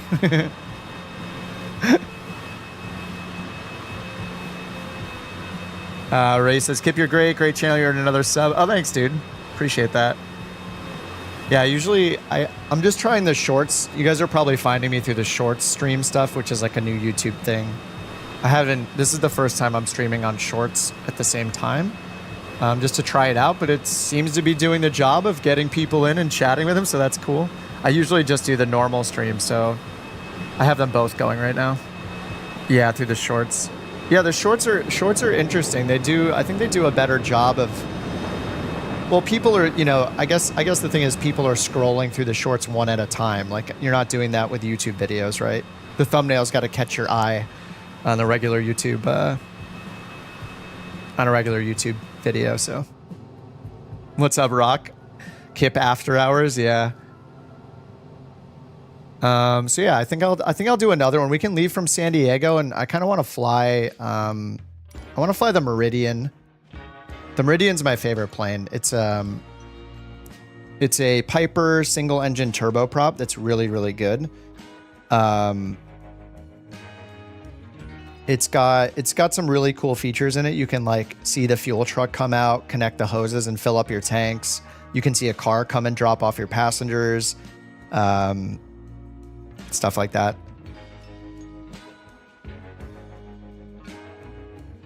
Yeah, Kundal, yeah, of course.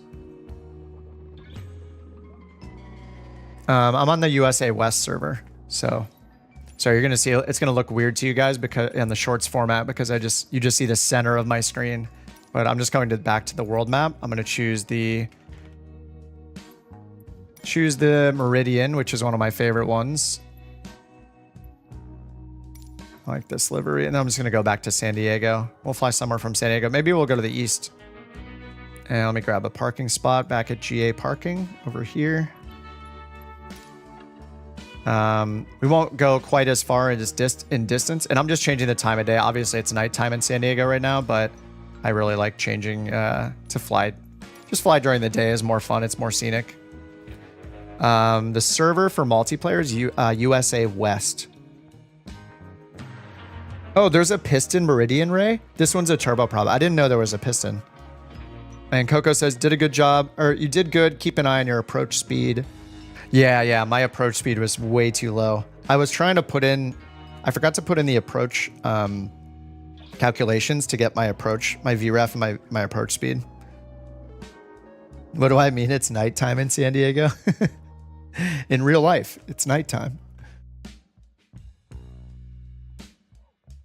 Fly from Qatar. I'm just going to fly from, just because there's people from the chat flying along. They're in San Diego, so I'm just going to fly from San Diego, but I'll be on again tomorrow night.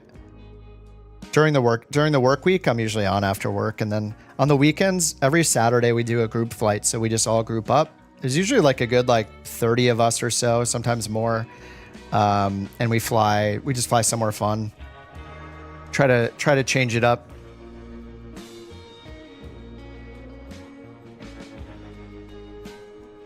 Now, maybe I should remove this little flight overlay thing from the short stream. Okay, let's see where we're gonna fly from. I'm gonna use a random generator here. Under 200 miles is pretty good for the Meridian, but this is the M500 Meridian turboprop. This is by a developer called FS Reborn. This is just my favorite plane by far. It has a Garmin in it, so it's got a Garmin G1000 in it. Single engine turboprop. And it's got a lot of cool features. So for one, it's got a tablet. A lot of the higher end planes have their own EFB or tablet in it. This is nice because I'll be able to, instead of pulling in that floating window for my charts and stuff, I can actually access all the charts here on the tablet. So I'll try to use this instead. And it also has wear and tear. So as you fly this plane, everything from the light bulbs to the tire pressure to the wear on the tire tread, to the engine hours, the battery charge, it's all saved in states and wears over time, and you have to maintain it. So if I go here if I go here, it just tells me basically everything is okay. I see blue OKs written everywhere, but I can go to this maintenance screen and click on something like my tires, for example, and then fill up the tires. It looks like they're good, 70 and 55. So the tires are good. You can see the left tire pressure is a little bit lower than the right tire pressure. So I can like fill it up a little bit if I want. Oops. Now I need to deflate it a bit. But it's got cool systems like that. And then there's a whole ground operation. So we'll load in a couple passengers, and then I won't do the full thing because it takes a while, but you can hit load in real time and it'll actually wait, and like an SUV or a car will drive up and drop off the passengers. You don't see the passengers, you just see like their luggage come out, but the car pulls up and it like honks and then drives off. And then and before that, the fuel truck will come and actually attach the hoses to each of your fuel tanks and like kind of do like a real-time simulation of refueling it, which is really, really cool too. All right, so I'm gonna go in my browser here and just find a new place to fly to. So we're in San Diego. I wanna keep it under 200 miles or so. Let's see, we could do...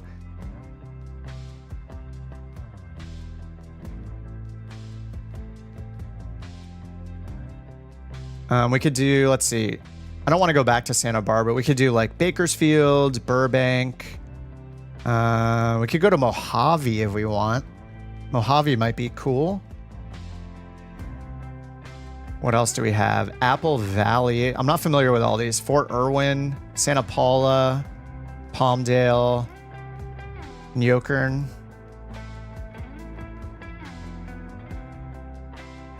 Palm Springs. Palm Springs is a little, I think it might be a little short. It's only 74 miles to Palm Springs. That'd be probably a pretty fast flight. I don't know if you guys want to see Palm Springs, we could do that. Oh yeah, Nobody Important says Just Flight is selling the TBM 850, 25% off. They're doing like a 4th of July sale, right? Yeah, the TBM 850 is awesome.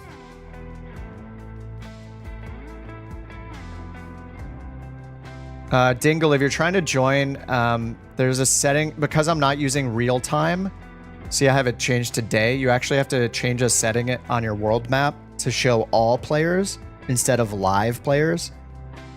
You might have it on live players on the world map under the flight conditions section.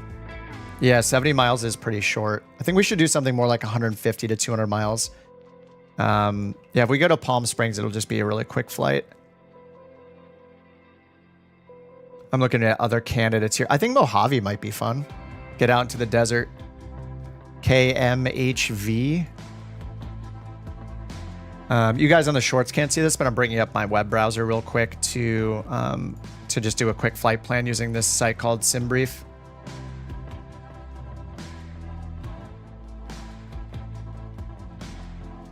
Thanks, FC. What's my account? If you're asking for my username, Dingle, it's just Kip space OTG, like on the ground. Kip space OTG. Fly to Arizona. Thanks, Vicar. Appreciate it.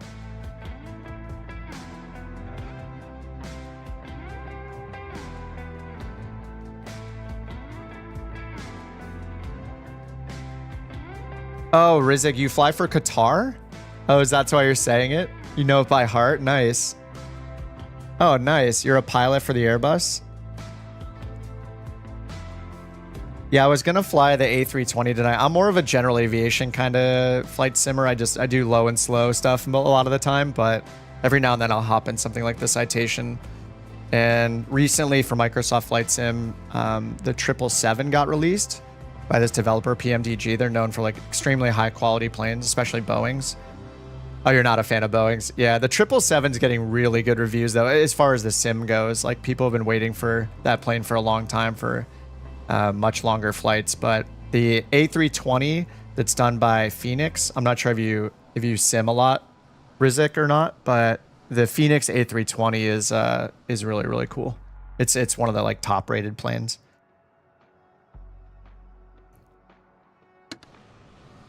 We can do things like open the door. We can connect a GPU to this. We have like chalks and security cones. We can put out a red carpet. There's all sorts of bells and whistles on this thing. If we go into the back, oh yeah, you can see your co-pilot. in this as well. Not all planes let you see your co-pilot within the cabin, but in this plane you can. And there's an add-on that lets you put a dog or a cat as your co-pilot. I've had this dog on for a while though, so let me switch him. So that's Eddie. Let's put a bigger dog in. I like the Dalmatian. Oh, Hank's pretty cool too. Here, let's do the Dalmatian. There we go. So yeah, you can see your co-pilot too, which is pretty cool. This is so weird. It's showing the settings screen's up still, but the settings screen is not up right now. Huh, what is going on? For some, the sim isn't frozen. You guys just see the settings screen, right? I'm outside looking at the plane again, but you guys are seeing a settings screen. I'm not seeing the settings screen on my monitor. It's frozen. Oh no. Something is wrong.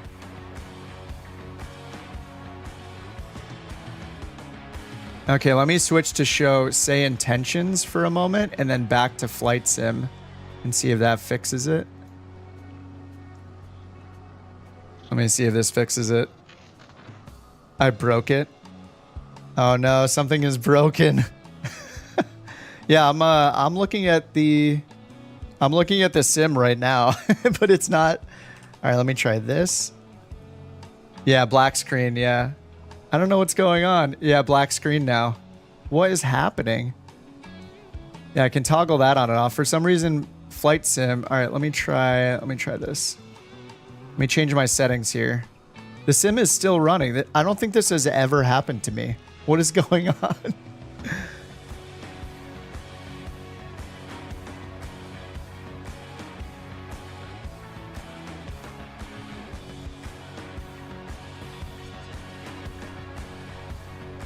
Oh no, I've never had this happen.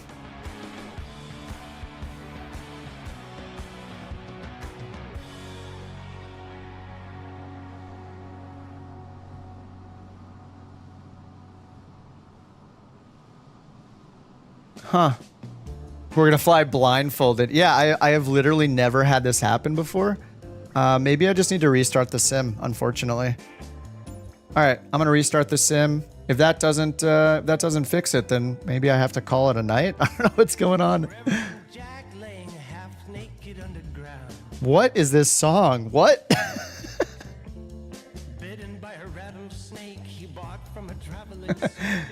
Yeah, sorry, I'm just restarting this sim right now. I know you guys see a black screen. The simulator is closing as we speak. Stand by. I don't have a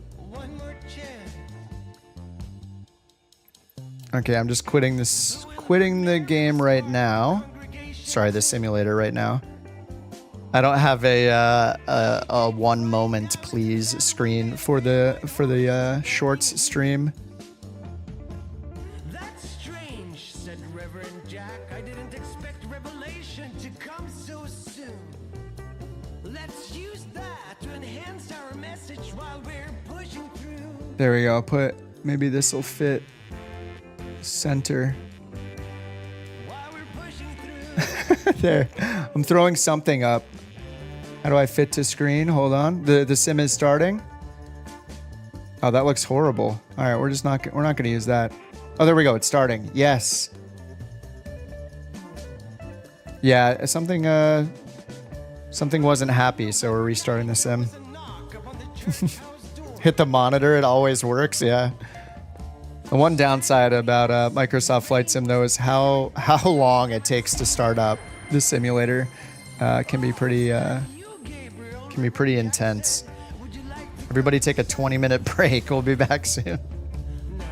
My name is actually Satan. Figure said my business been going down for a while. Well, once it's back, we'll hop back in the Meridian. Down in the dim, sharing a bottle of warm soy milk. Satan's eyes on Mary, caressing like soft Japanese vintage silk. How fast can the sim mess up? We'll see. Outer limits. What fish? Oh, how fast can it mess up? Yes. Yeah, I can.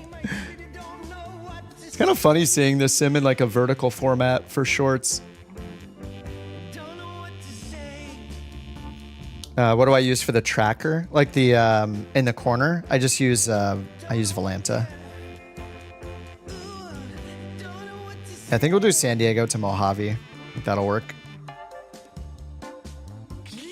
The one that I have in the corner of the full stream is like very modified though. I did a bunch of CSS overrides to turn it into just the 2 airports in the progress bar.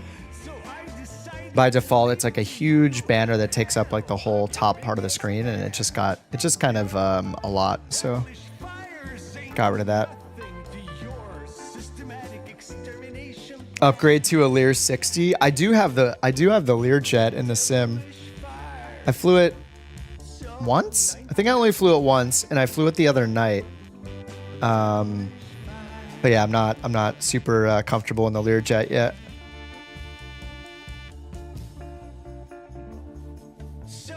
I forget, was it the Learjet or the Fokker I was flying? And I think it was, I was flying the Fokker. Is it the F-28? Apparently it's one of the most realistic ones in the sim, according to some real world pilots who also do simming and streaming. And I pulled the fire handles by accident, and I couldn't get past that. Once I did that, it was all downhill, literally as well. Which GPU? I got a 4080 Founders Edition. The end of this year, if they do a 5090, I'll probably upgrade. Especially with Flight Sim 2024 coming out. I just want to make sure that I have the best the best power I can have. Is it broken? It's not broken. It just takes a really long time to load up because I have so much stuff installed. So yeah, that progress bar at the bottom is about 75% done now. It's moving very slowly, sorry. Yeah, it takes like 10 minutes to load, unfortunately. Yeah, it is coming out. It's coming out November 19th. They announced the date for Flight Sim 2024. And if you could just like go to YouTube and search for it, but there's you can either find like the official video from Microsoft that they did a presentation at FS Expo last week. Or it was like technically 2 weekends ago now, I guess. Was that 2 weekends ago or was that this weekend? Wait, was that this weekend? No, that must have been 2 weekends ago. I forget. Did that just happen? I don't know. Time is very confusing. I have no idea. Anyway, yeah, they announced the date, November 19th. So we will see it then. There's a lot of cool stuff. They basically have like a career mode type thing that they're putting in. So you can like fly VIPs, you can do like airliner stuff, you can do aerial firefighting, search and rescue, you can haul like have a cable attached, like hauling stuff with a helicopter. You can what else did they show? You can do banner tow, banner tows and stuff like that. We don't really know how we don't know how in depth it's going to be, but at least it's going to be like a big mission pack where there's like 10 things to do for each category. Who knows? They've been kind of tight-lipped about it. Oh, crop dusting. Yeah, that's another one. Centaurus says. Yeah, there are a bunch of them. Yeah, I think they're emergency ones. Right? They showed a plane land like in a field and somebody got transported. Like they had somebody on a stretcher and they were like loading them into the plane. All right, back to San Diego.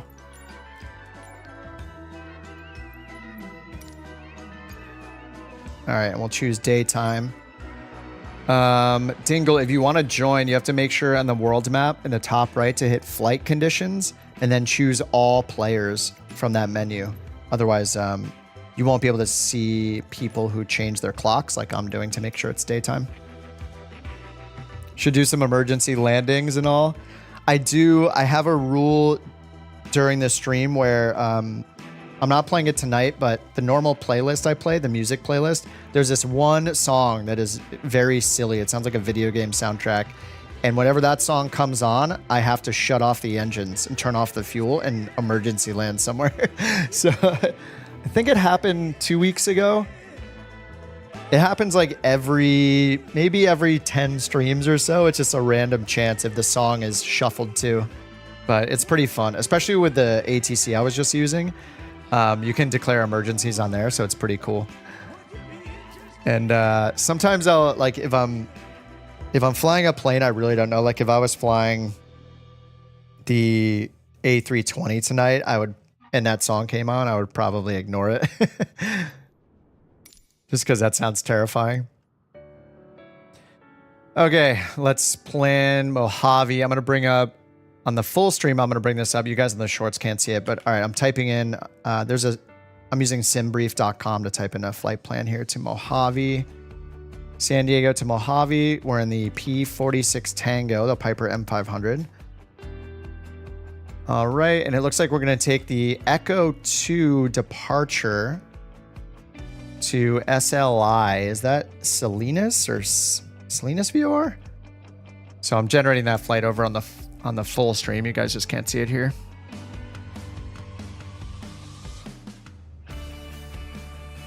All right, 22,000 feet it's expecting. I'm going to put in the chat, in the mainstream chat, I'm going to put the route here.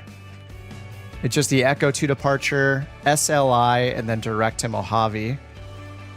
And it says that we need 841 pounds of fuel. All right, there's 858. That's enough. And then for payload, it wants us to take 690 pounds. Actually, I should do that. I should do all the loading here. Okay, so fuel weight 841. Okay, that's good there. And then passengers, we need to take a total payload of 690. Payload weight. That's 408.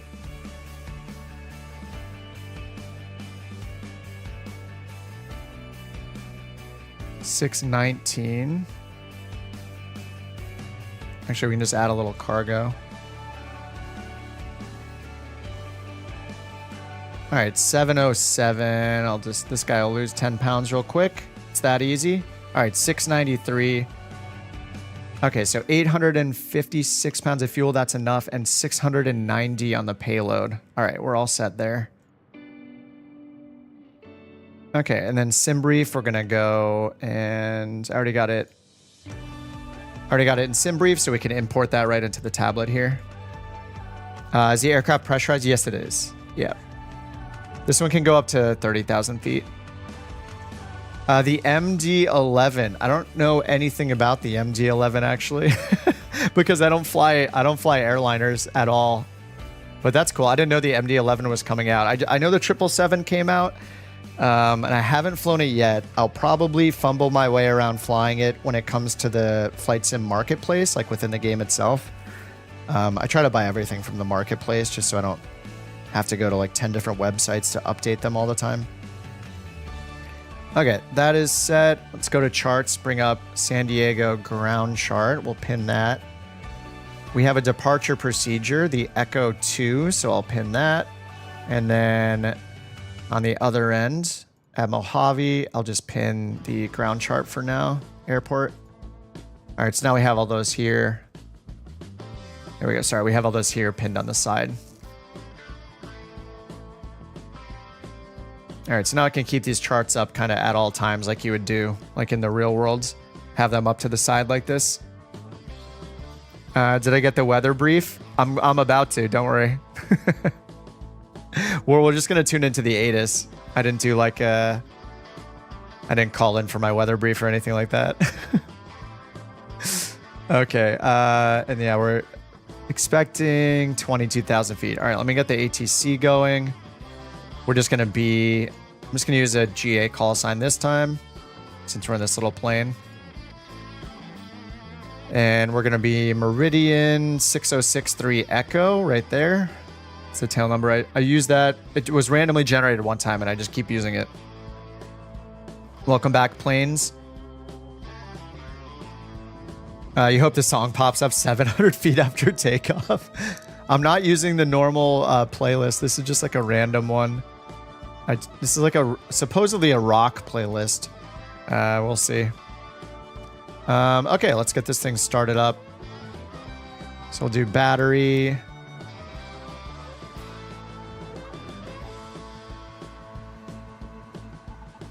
Sounds like some like classic rock. Normally I have like electronic style music going, but I change it up every now and then. All right, let me get these panel lights down. They're a bit distracting. All right, let's go fuel pumps to manual, ignition to manual. Nav lights already on. Pitot heat can come off. That was from before. Make sure all my switches are down. Okay, on my hardware. All right, fuel pumps are on, so we're just going to hit push to start.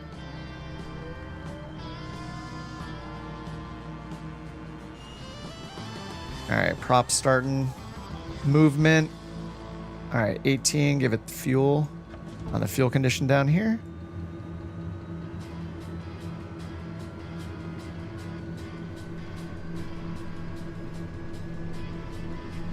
ITT's 716 they maxed out at. All right, and now up here the starter will turn itself off. There we go. All right, now we can get our generator, alternator, and avionics on. Fuel pumps go to auto. Ignition goes off. All right, all started up. What's up, Elephant? This is the Meridian M500, Piper Meridian. But the developer in Microsoft Flight Simulator, it's by a developer called FS Reborn. This is my favorite plane, 100% my favorite plane. Okay, so we imported the flight plan, but I need to double check. And when I do the import, it doesn't bring in any procedures. So I'm going to go ahead and go to procedures. We're going to select our departure procedure, which is the Echo 2 to the SLI VOR. It's expecting runway 27. And then SLI is our transition. And we'll load that in. Is SLI Seal Beach? Yeah, I think that's Seal Beach VOR, right? Or is it Salinas? SLI. Oh, there it is. Seal Beach. Okay, Seal Beach. Okay, so that's in. So let's just double check the whole flight plan. So we got San Diego, Echo 2, runway 27 to SLI. And then we're just direct to Mojave. That's actually our entire flight plan. All right, cool. That's all set. Let's get our flaps down to 10 degrees. Set up our autopilot. I'm going to do heading mode and flight level change mode. We don't know exactly what we are climbing to just yet, but we're expecting runway 27. So over here in our charts, runway 27 is at a heading of 275. So I'll use my heading and set 275 for runway heading to start.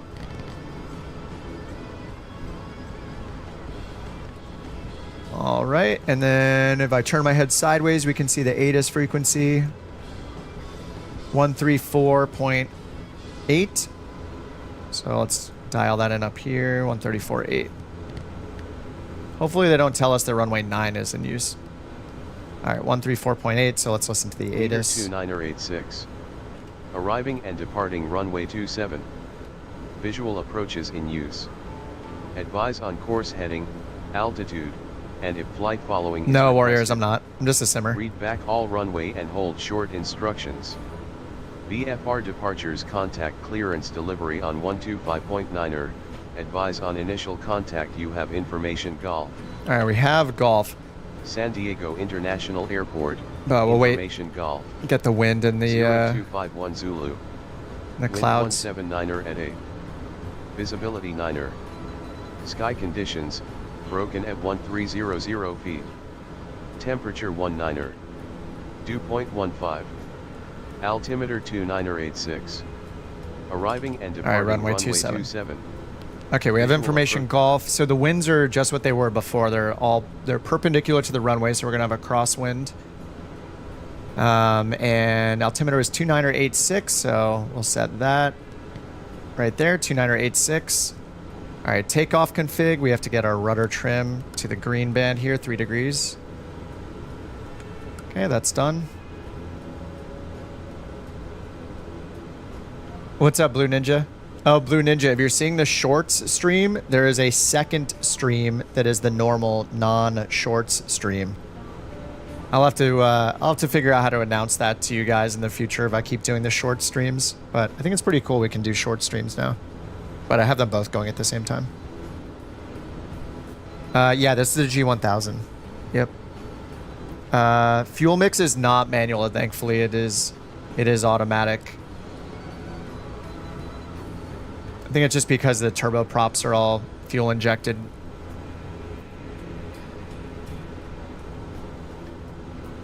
All right, and yeah, we have flaps at 10 degrees, rudder trim is set, and then yeah, pitot heat's off for now. I'll turn it on once we get to the threshold. All right, so we got the ATIS. Let's get our clearance. 125.9 for Lindbergh clearance.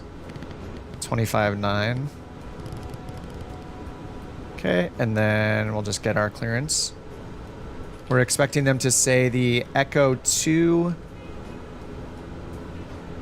And if we look at the chart again, SoCal departure's got 2 frequencies, so I don't know if we're getting east or west. So let's just say we're gonna get 119 or 6, and I'll put that on my notes for now. I'll correct it.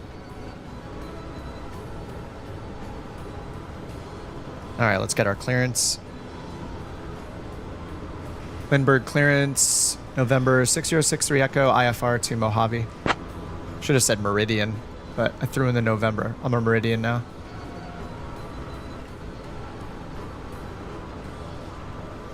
Oh, that was the fuel condition lever, so... Meridian 6063 Echo, Lindbergh clearance, clear to Mojave via the Eco 2 departure. Eco? Then as filed, climb and maintain 4000.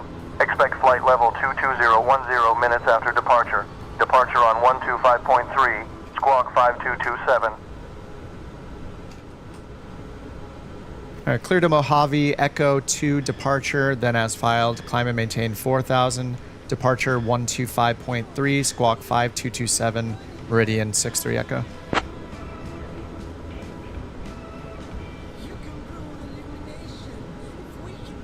Meridian 63 Echo, read back correct. All right, read back correct. Let's set up all the stuff they just told us. So transponder, we want to get the code in there. It is 5227, 5227, and then we'll turn on altitude reporting mode. They said climb and maintain 4000, so selected altitude knob. We'll put in 4000 right here.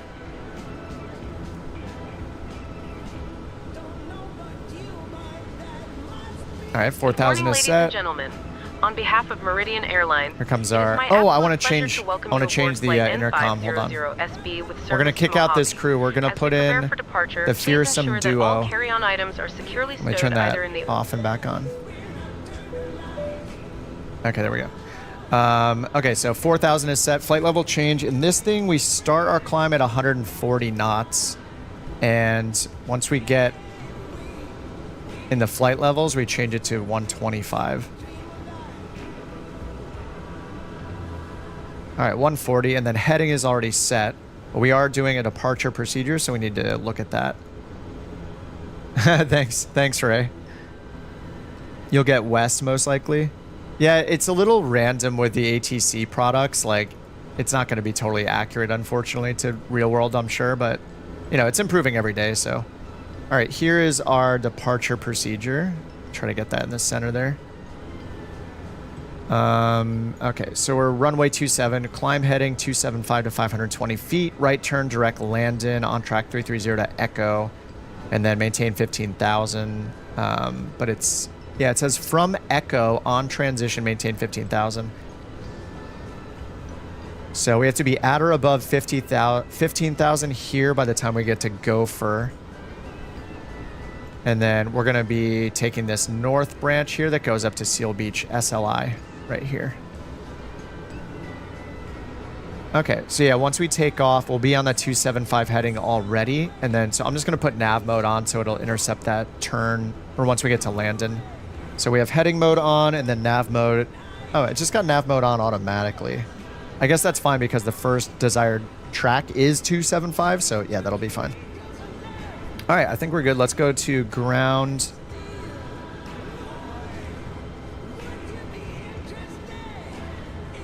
And then we'll go to get our taxi instructions. We're right near the threshold for 27 already, so this should be a very short taxi.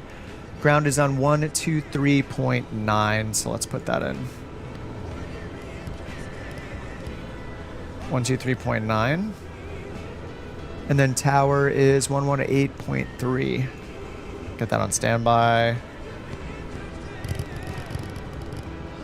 All right, 118.3.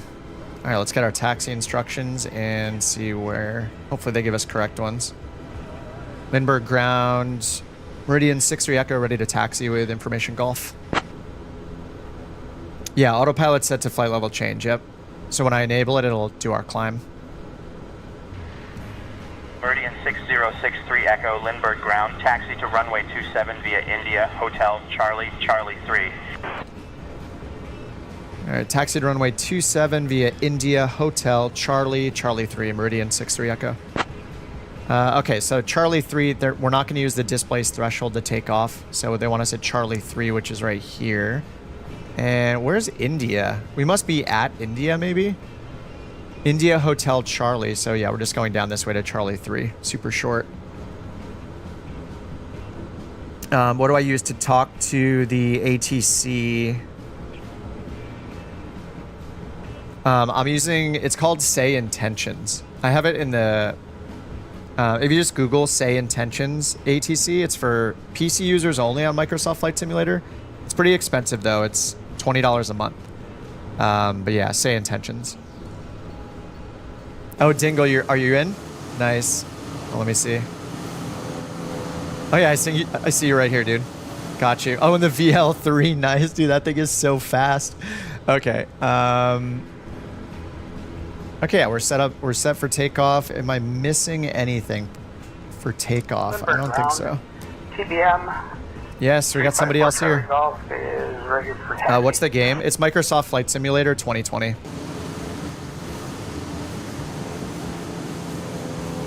All right, and let me get... TBM November 354 Charlie Golf, Lindbergh ground, taxi Let me get this set up in the corner so you guys can see the progress. Hopefully that's in a decent spot. I know there's a bunch of stuff at the top of the screen, right? So hopefully that's visible. Yeah, if you have Xbox Game Pass, then you can... Microsoft Flight Simulator is part of Xbox Game Pass if you have that. It's for both Xbox and PC.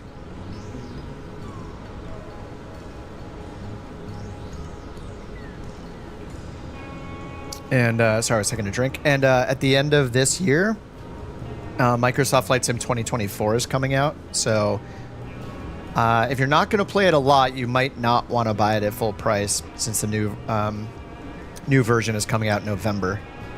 But yeah, if you have Game Pass, you can play it on there. Or yeah, you know, if you... I think it wasn't on sale. It might have been half off recently for 2020. I'm sure they're going to have sales throughout the rest of the year because 2024 is announced, coming out in November.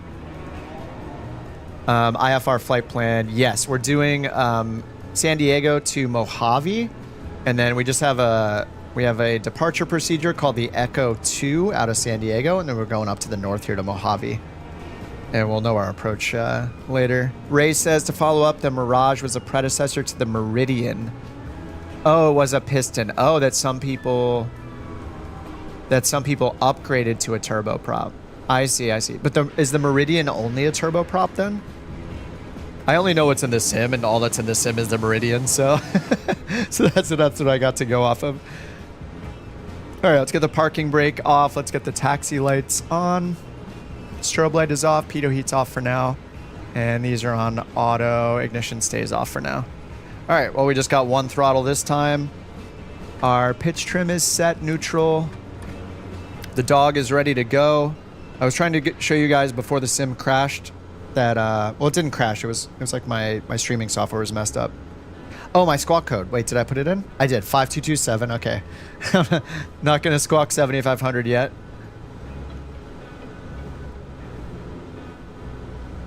But we can do, we can squawk 7700 when we have an emergency, and the ATC will pick up on it and stuff. You're surprised I keep my strobe off with the engine running.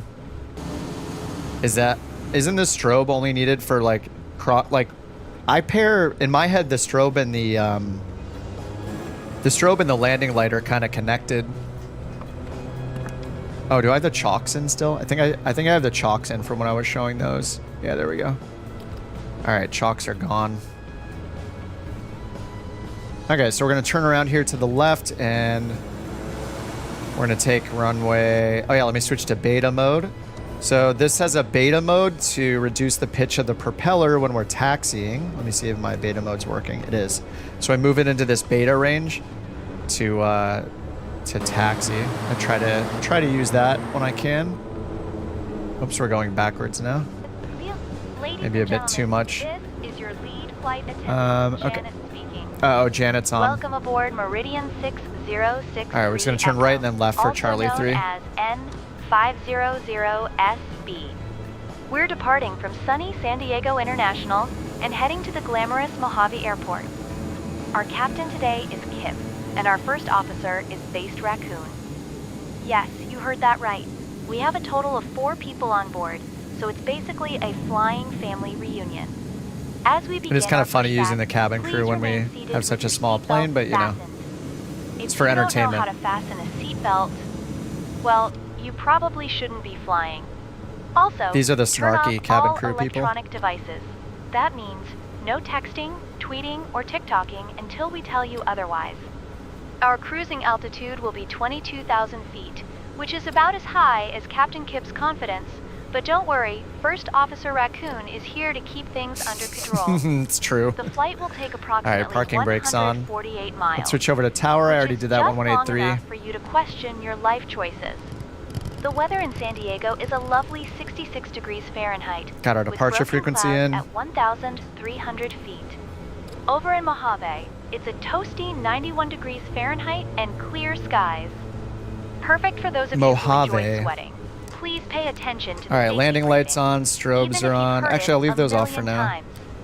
It's like a bad I'm joke. letting her finish It her never gets old. announcements. And remember, the nearest exit might be Oh, behind strobes you, aren't needed for just taxi. like your better judgment. Strobes are not required Thank equipment. You for choosing us, and enjoy Oh, in the your US flight, it's or different. at least try Yeah, to. I'm not an expert, obviously. My understanding is like I use the strobe as like a light that's I pretty much only turn the strobe on when I turn the landing lights on, when I'm entering a runway, taking off.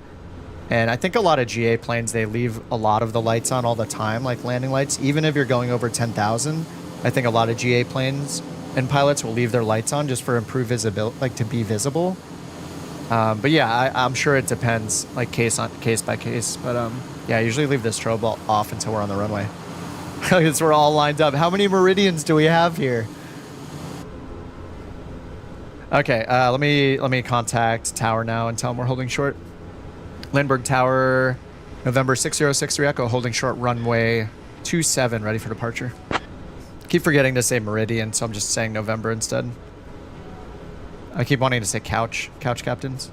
Meridian 6063 Echo, Lindbergh Tower, winds 179er at 8, runway 27, cleared for takeoff. Runway 27, clear for takeoff, Meridian 63 Echo. This is Microsoft Flight Simulator, Benny. All right, now we got the landing lights on, strobes on, pitot heat is on. We're gonna go fuel pumps to manual, ignition to manual. Taxi light can go off. All right, that's all set. Takeoff config message went away. Our ignition is on, fuel pumps are on. Oh, I missed some things. Ooh, I missed a lot of things. Bleed air, ECS. I forgot these last time. Air conditioning TBM 354 on low. Golf, is let's bring that climate control up just a little bit. 27, ready for departure. All right, we were clear for takeoff, so let's go. Now that that's set, parking brake is off. TBM November And I can kill this engine if I over torque it, so I'm watching the torque very closely. All right, we're at 1,000. I get up to about 12. About 12.5. All right, there's 1,200. 7, cleared for takeoff. 354. All right, 85 is our rotation speed.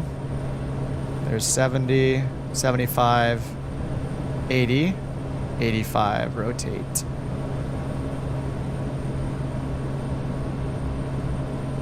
I think I need to change my curves on my stick still. I didn't do that earlier.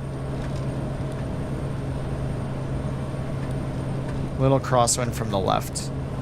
All right, positive rate, gears coming up.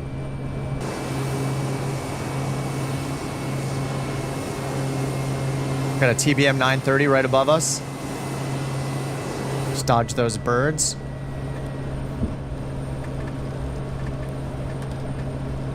All right, 130 knots.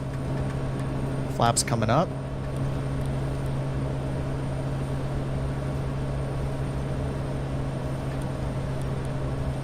And we're just following the flight director. And they're gonna pass us off to departure soon. And when they do that, we're gonna hit the little swap button here.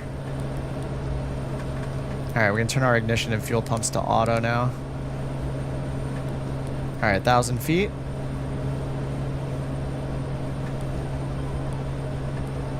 Oh, don't need flaps for normal takeoff? Do we need flaps in the Meridian? I always use 10 degrees of flaps. Meridian 6-3 Echo, contact departure. Over to departure, Meridian 6-3 Echo, see ya. Contact departure. I think they told Chris to contact departure too. Is that Chris flying along still? Over to departure. We're both going at the same time. All right, I'll see you there, dude. All right, 125.3. Are we on SoCal or is this San Diego departure? What is this music? SoCal departure. SoCal departure, Meridian 6063 Echo, 2,300 climbing 4,000 Echo 2. All right, I'm gonna turn the autopilot on, yaw dampers on. And yeah, our pressurization might be a little late. We'll see how it goes. Hopefully we don't climb that fast. Meridian 6-3 Echo, climb and maintain 12,000. Climb and maintain 12,000, Meridian 6-3 Echo. All right, 12,000, let's put that in. All right, 12,000. And let's sync that heading bug straight ahead. Let's bring up our departure. I should have had this up while we were taking off. All right, so we're coming up to Landon right now, and we're gonna make a right turn. Direct echo. Song has put me to sleep. We're gonna switch it up next.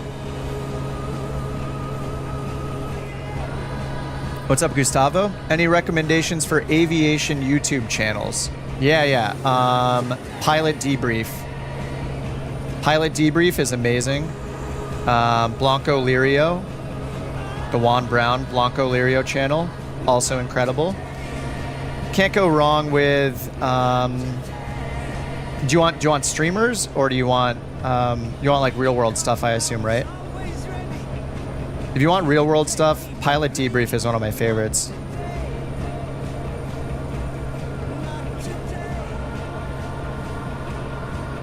Crash investigations, yeah. What is it? Green Dot Aviation is awesome. Mentor Pilot is awesome. 7 Gear is popular. I don't watch his videos too much. I don't know why. They don't get recommended to me, but I watch almost every Mentor Pilot video, and Green Dot Aviation is amazing as well.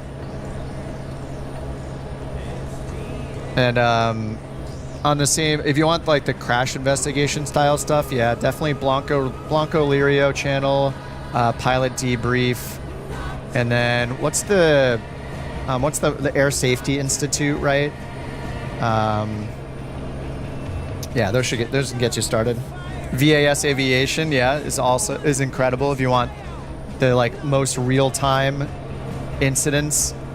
Yeah, if you want pilots. Yeah. Deuce says missionary bush pilot. Yeah, he flies a Kodiak 100 in Papua New Guinea. Incredible. Stevo Canevo, if you want TBM flying, single pilot TBM. Citation Max, if you want something faster, single pilot IFR in a citation, of course. Meridian 6-3 Echo, climb and maintain 16,000. Climb maintain 16,000, Meridian 6-3 Echo. All right, up to 16,000 now. 16,000. Meridian 6-3 Echo, roger, continue climb to 16,000. Climbing to 16,000, Meridian 6-3 Echo. And they just say it again. They say it twice sometimes. I don't know why. What am I? Oh, what is Warrior flying now? Oh, you're working on getting your instrument rating. Nice.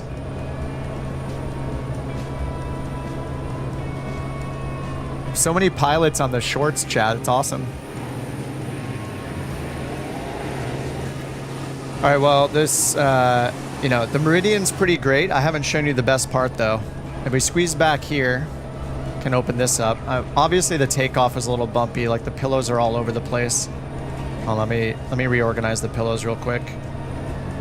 Cabin comfort. Oh, I forgot to tell people to put their seatbelts on. So let's go ahead and we'll start by fixing the pillows. There we go. Pillows are back. And what we're going to need now is some snacks, of course. So we're going to get the snacks out. There we go. This is why the Meridian's so great. And then, of course, you can't have snacks without coffee. There we go. Now we're set. You can also check like passenger comfort. So if they're happy or not, it says they're very hot. So it shows cabin temperature here and passenger status. If they're wearing their seatbelts or not, you can enforce that like by clicking the seatbelt button. Let me go ahead and get this a little cooler in here. All right, we're at 9,000 feet now. 9,000. And making a left turn to Gopher, and we have to be above 15,000 by the time we get to Gopher. They've cleared us for 16,000. And if we look at our selected altitude arc, that blue line right there is showing our estimation for when we'll be at our selected altitude. So it's showing that we'll be at 16,000 before Gopher. So that means we'll satisfy the requirement there. All right, coming up to 10,000 feet. I think this is optional for GA, but we can turn our landing lights off if we want. Leave the strobe on. Pumps are auto. Pitot heat's on. Stall heat's not in use yet. I think there's a minimum altitude and still the stall vane heat will actually activate. Yeah, Ray. Centerline skills on point. We've reached 10,000 feet, which is about the height of 10,000 rulers stacked on top. We're getting a new announcement, cabin announcement here. The use of approved portable electronic devices is now permitted, so feel free to ignore the person next to you. For your continued safety, please keep your seatbelt fastened at all times, even if Captain Kip decides to turn off the fasten seatbelt sign, which he might do just to mess with us. Thank you. I guess we can turn off the passenger. There's no smoking control in here. There, I tell them I can take their seatbelts off. One person's still wearing their seatbelt. All right, we are direct Gopher now, and our climb is still looking good. So we should still be above 15,000 by the time we get to that waypoint, which is our requirement over here on the chart. And then once we hit Gopher, we're gonna go to Moto, and then make a slight right-hand turn to go to Seal Beach, SLIVOR up here. After that, we're just direct to Mojave. So I could get Mojave. I'm going to pull up the airport diagram and just grab the AWOS. So there's no ATIS, it's just an automated weather observation station. So we'll put the 132.225, 32.225, and COM 2, 132.225. Whoops, 132. Meridian 63 Echo, contact Los Angeles Center on 126.775. 126.775, Meridian 63 Echo. All right, 775. All right, over to Los Angeles Center. Los Angeles Center, Meridian 6063 Echo, 12,500, climbing 16,000. All right, 132.225. Meridian 6063 Echo, Los Angeles Center, good morning, Carlsbad, altimeter 2983. All right, 2983. I'm going to set that, but I'm not going to respond because I don't have to. I don't have to read that back, and I know that Chris is going to be on the frequency behind me. I don't want to clog it up. Dingle, you're going straight to Mojave? Okay. Oh, someone's passing me up. PC-12 is faster than the Meridian. Actually, most of the turboprops are faster than the Meridian. When I'll be at like 200 knots or like 180 knots or something like that, they'll be at 200. They'll be 20 or 40 knots faster than me, a lot of them. At Mini, it's Microsoft Flight Simulator 2020. Man, we got a good turnout for an impromptu late night stream here, guys. I wasn't expecting so many of you guys to join this late. Normally on my streams, well, first of all, normally I don't do a Monday stream. I just wanted to try the short stuff out tonight. And if you guys are on your computer or tablet or something and you're on the short stream, if you click the channel name, you can find the regular stream, like the full screen one. But I'm just trying the short stream because it's kind of a new YouTube thing. But yeah, normally I'm on Tuesday, Thursday, and Saturday. And usually Tuesdays I'll do stuff like this, do a few IFR flights with ATC.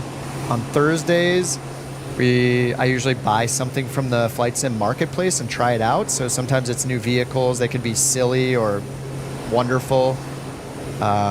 Sometimes we do just buy new airports and look at the scenery.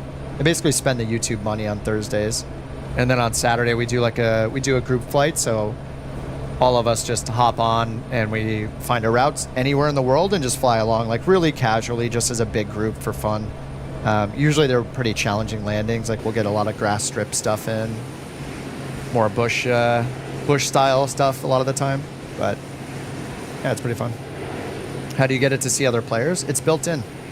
Microsoft Flight Sim has built-in multiplayer. So if you don't see the names, you can turn it on in your general settings. So here, if you're on the shorts, you probably can't see this too well because it's cropped. But if you go to your general settings under traffic, there's a setting that says, you can barely see, it says nameplates. Anyway, you turn that setting on for show traffic nameplates. But yeah, Microsoft Flight Sim has built-in AI traffic, so it'll simulate real-world flights. It has live traffic, which means it'll find real-world flights. It's not quite in real time, it's delayed, but it'll find real-world flights and inject them, so you'll see actual flights. You could like fly along if like, say your husband or wife is on a plane. You could hop in a plane and find their flight and chase it in the sim. And then there's multiplayer, which is, I only have multiplayer on right now. I don't have the injected like real-world traffic. But these are just all other players flying along from the stream mostly. And if their name is blue, I have an add-on that colors any friends a different color, so they're all blue if they're on my friends list. So it probably means they're on the YouTube stream. Yeah, Microsoft Flight Sim 2020. And then this November, Microsoft Flight Sim 2024 is coming out. Dylan says, sweet, I'll check it out. Oh, you had it since launch on console. Yeah, the multiplayer is really fun. Like, even if you play just really casually, you can hop in the Super Hornet, the FA-18. People love hopping in the jets in major airports and just chasing other players who are like flying airliners, you know, at 35,000 feet or whatever. People do that a lot, and it's fun. Like, I've gotten escorts, just random people escorting me before in fighter jets, like some from the stream, sometimes randomly. It's a good time. And then if you like simming, like, and you think it's interesting, you might end up doing what I did, which is like getting all into learning the avionics and like learning the computer systems and the procedures. And there's just, I don't know, I feel like there's something for everybody. You could also just go like, you know, fly a little tiny tail dragger plane and do loops and, you know, do like aerobatics and fly under bridges and fly through the Grand Canyon. And, you know, there's only the whole world at your fingertips. You know, there's stuff to figure out. All right, we're at 16,000 feet. I'm going to pull out that rudder trim. Actually, let me improve the graphics a little bit. I have DLSS turned on, and I don't need it on. There we go. That should sharpen things up quite a bit. All right, so I'm going to pull that rudder trim out all the way. There we go. And see how far up towards the yellow bar we can get. Actually, it's really calm. There's only 6 knots of wind from the right here. It's 16,000 feet. We were expecting to go up to 22,000 feet. We'll see if they give that to us soon. What's up, J-Box? Centaurus says, I love flying around in helicopters. Oh yeah, there's also helicopters and gliders in Microsoft Flight Simulator. You get like 2 helicopters and 3 gliders for free, I think. I've barely touched the helicopters and the gliders, but they're super fun too. Gliders are really cool. You can get like You have to like chase the thermals, like the clouds and the mountains, and it's just a whole nother skill set compared to powered flight. It's just totally different. What's up, Game Zone? Oh, thanks for dropping by, dude. Oh, did you switch over from the shorts one?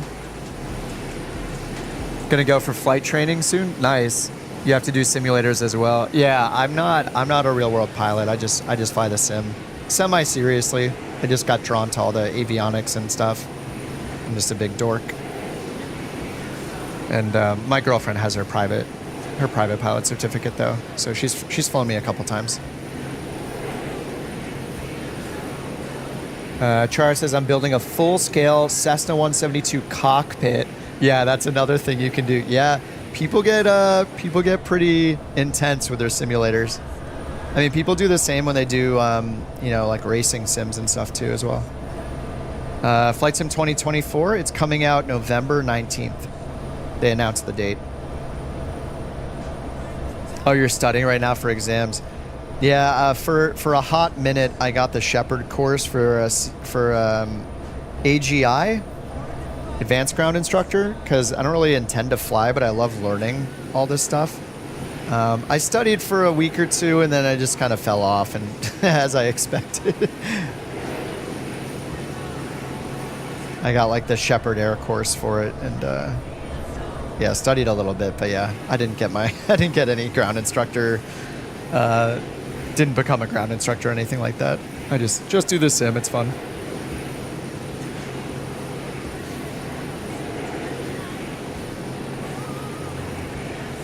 Oh, a lot of 3D printing. Nice. Oh yeah, that's so cool. Yeah, 3D printers probably change stuff like that drastically, right? There's so much stuff you can just make yourself. You're to get your commercial. Nice. Yeah, that's awesome. I think if I was like 20 years younger, maybe I would consider like a career in aviation, but I'm just a tech nerd. I've been sitting at a computer my whole life, basically, so my whole career. So, and man, it's kind of insane how little instructors get paid. It's kind of scary, actually. I know lots of instructors like become instructors to get their commercial, Los Angeles but Center. Expect the RNAV runway 30 approach into Mojave. All right, we'll expect RNAV 30, Meridian 63 Echo. All right, expect RNAV approach for runway 30 into Mojave. So let's pull that chart up. Mojave. It looks like they're not giving us any higher. RNAV GPS 30.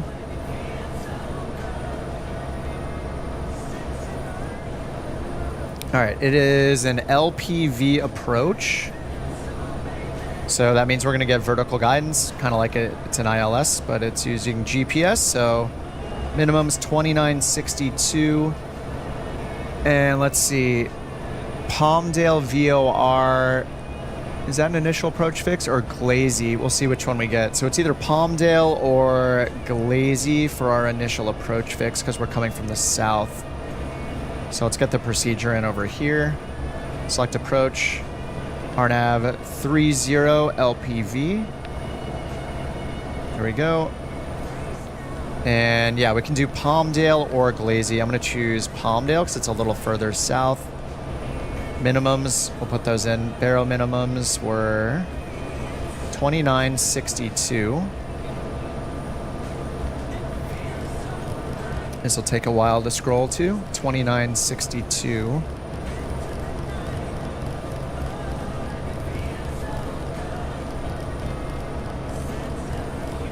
Dingle, yeah, I accepted your friend request, yeah. 2962. This takes forever to scroll the mouse wheel this many times. All right, 2962, we'll call it 2970. And we're not gonna activate it because that would change our current waypoint. We're just gonna load it so it's ready to go. All right, we're still going direct to SLI. And then after that, we will go Palmdale. But I need to remove the en route waypoint now that we have the approach. So we'll get rid of Mojave in the en route section. Top of descent says 13 minutes. So now when I clear this, it'll be faster. 12 minutes, yeah, sooner than that. All right, there we go. So we go from SLI to PMD, Palmdale VOR.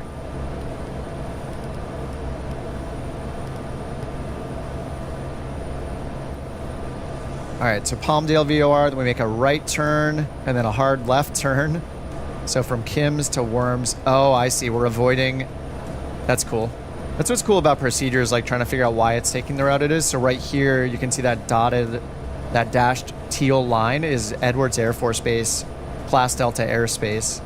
So you can see that waypoint Kim's right there, bumps up right against the airspace and then turns to the left to Warham and then left again for the runway. All right, so 301. Okay. Yeah, it's a GPS approach.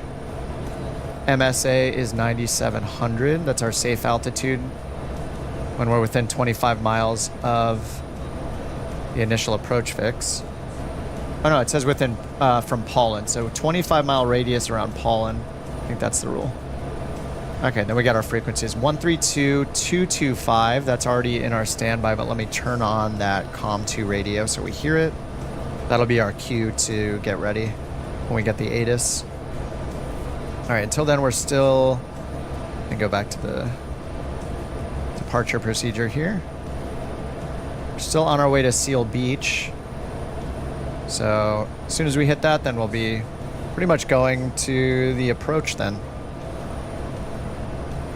Am I flying with VATSIM? No, I don't use VATSIM. I just use, I used to use VATSIM, but they do, I think VATSIM is weird. They required this other streamer to provide like photo identification at one point. That weirded me out. They have like no right asking anyone for that, so I just stopped using it because I think it's weird. But I'm loving all the AI stuff. I've been pretty much using those. I'll probably use IVAO at some point, which is an alternative to VATSIM. VATSIM's fine. They just, that weirded me out, and I was like, yeah, it's kind of strange. I've used it in the past, though. It's not bad. I just think some of their policies are weird. Chara says, I'll have my CPL, CFI, CFII instrument and multi. Crazy. This better be on the center line. Oh, no. We'll see what the wins are. New sub. Thanks, Nug. Game Zone says, oh yeah, VATSIM, sorry, I read that already. Too dang hot to fly approaches during the summer. Oh, you did your IFR in the summer. Yeah, I have no idea what it's like to yeah, be in a hot plane. Your school has planes with air conditioning? Nice.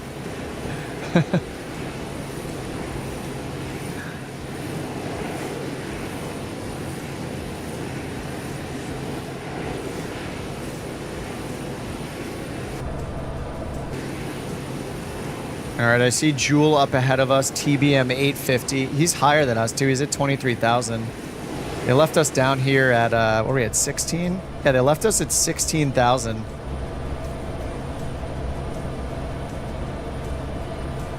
I didn't even check our pressurization, but it's good. We're at 3,400. Cabin altitude went up a bit. It's all pressurized. It's got our destination elevation in there automatically, 2759. That's close to our minimum, so sounds good to me. I see you over there, Dingle, in the velocity. Or sorry, is it? Oh my God! Every stream, every time someone flies the velocity, I'm like, is it the velocity or the vertigo? Oh, Overtie is right next to me, the TBM 930.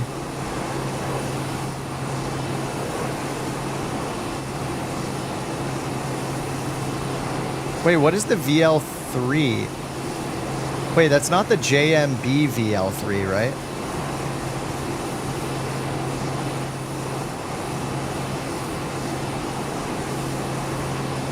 Wait, that's the same thing, isn't it? Oh, that is the same thing, isn't it? I always get confused about that plane. I don't know why. Who plays Microsoft Flight Simulator? The majority of the people on the main stream right now play just because I stream on there regularly. So most of the people there, the people in shorts are seeing me just because like shorts, YouTube short streams are a new thing kind of the last few months. Do a barrel roll. Have I barrel rolled in this thing? I'm not sure if I have or not. It could shut off the fuel and just shut off the engine, flipping it upside down, so... Is virtual ATC gonna notice? No, not at all. They won't even notice if I'm at the wrong altitude, actually. All right, we're not getting any icing or anything, right? It's 2 degrees Celsius outside air temperature right now. All right, we're done with the RNAV departure. Departure procedure is done. We're headed north now. Top of descent's coming up in 6 minutes. Oh, I should tell them we're going direct Palmdale.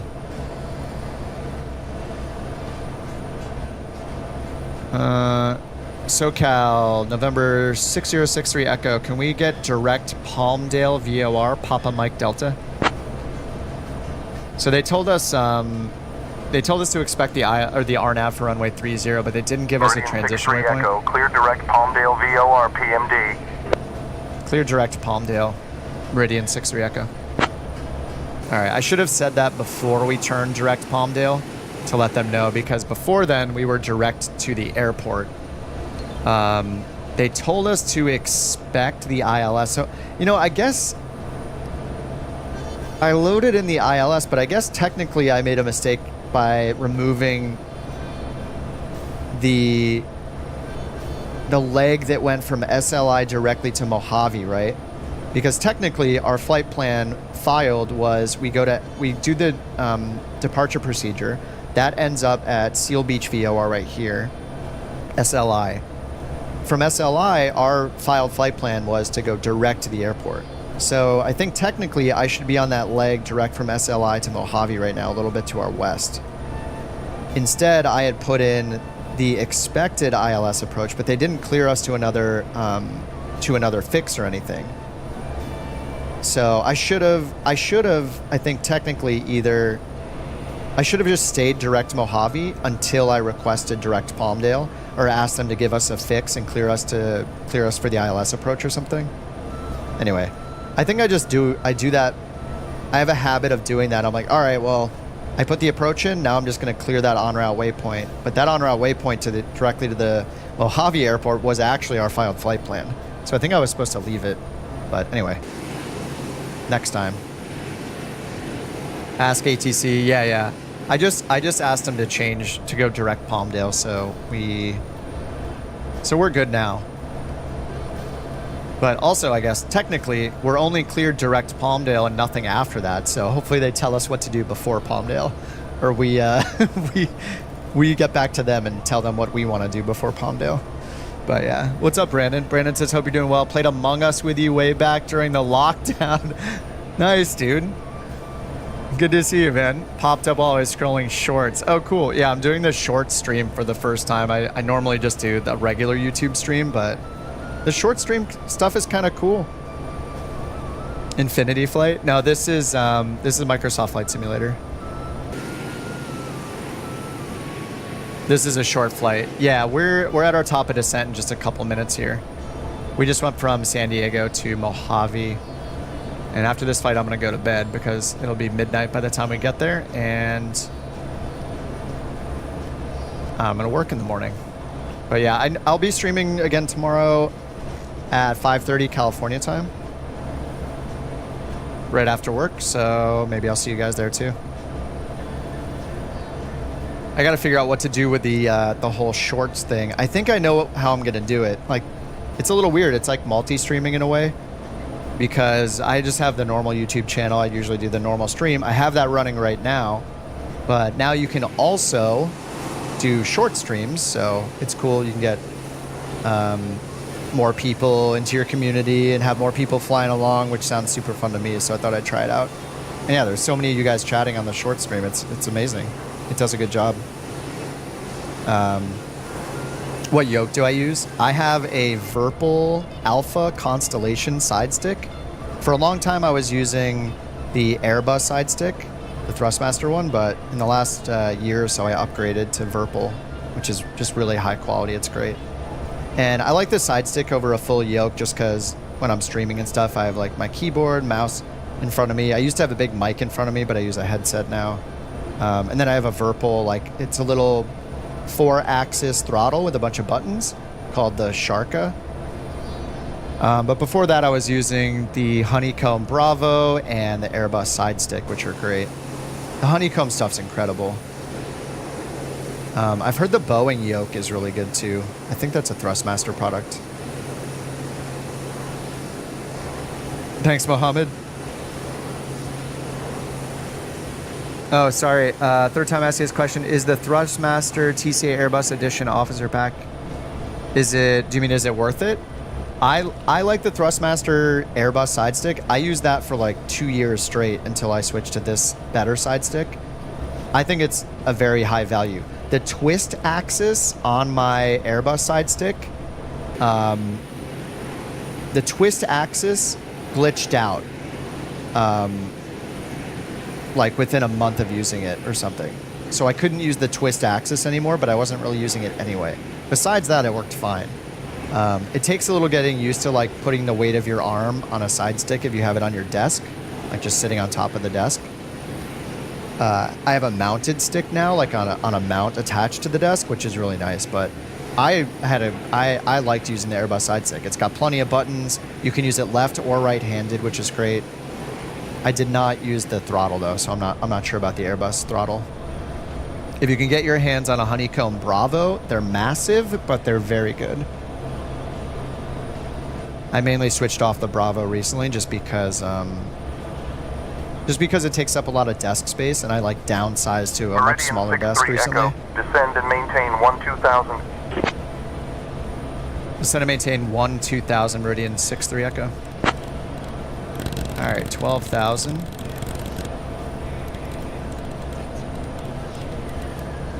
All right, descend and maintain 12,000. Our ground speed is 240. 240 times 5 is exactly 1,200 feet per minute. Descend and maintain 9,000. Descend and maintain 9,000, Meridian 6-3 Echo. All right, I gotta pull the throttle way back. 9,000, 1,200 feet per minute. Meridian 6-3 Echo. Maintain 9,000. 9,000, Meridian 6-3 Echo. All right, I can pull my torque back to, I think it's like Meridian 300. 6-3 Echo. Maintain 9,000. Maintain 9,000, Meridian 6-3 Echo. Sorry about that. He really wanted me to say maintain. Whoops. That's my bad. All right, 1,200 feet per minute. I'm gonna do 1,300 feet per minute just to make sure I get down in time. It's a little too precise at 1,200. Yeah, he got mad. Did you hear him talking a little more loudly? Or a little faster? Maintain 9,000. He got a little upset right there. All right, let's bring up the RNAV approach again. We have the minimums in already, and it looks like we're going to get Joshua approach. 3365 is that frequency. I'll get that set up. 3365. All right, hopefully they give us that handoff in a bit. All right, just watching our speed. We're going all the way down to 9,000. Minimum safe altitude 25 miles from the field is 9,700. But I assume, actually, I don't know what the MVA is, but it must be lower than that. The altitude Meridian they can... 6-3 Echo. Contact Los Angeles Center on 125.275. 125.275, Meridian 6-3 Echo. 125.275.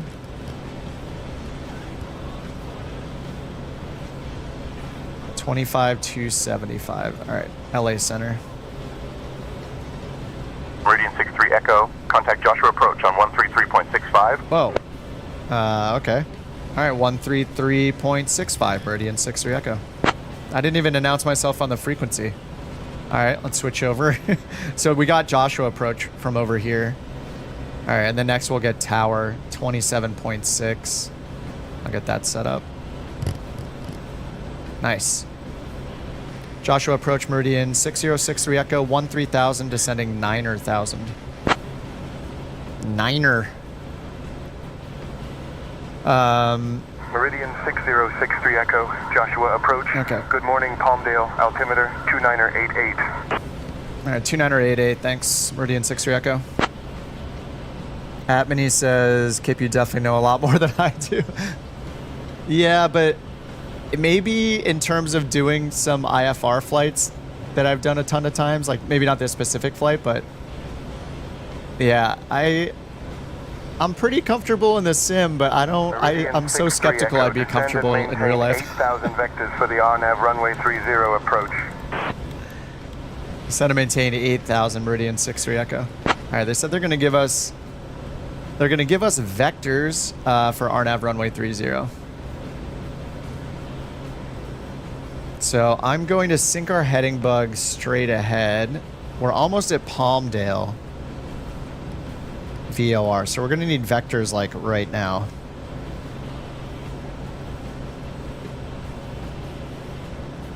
Can we get our first vector? We're about to reach Palmdale VOR, Meridian 63 Echo.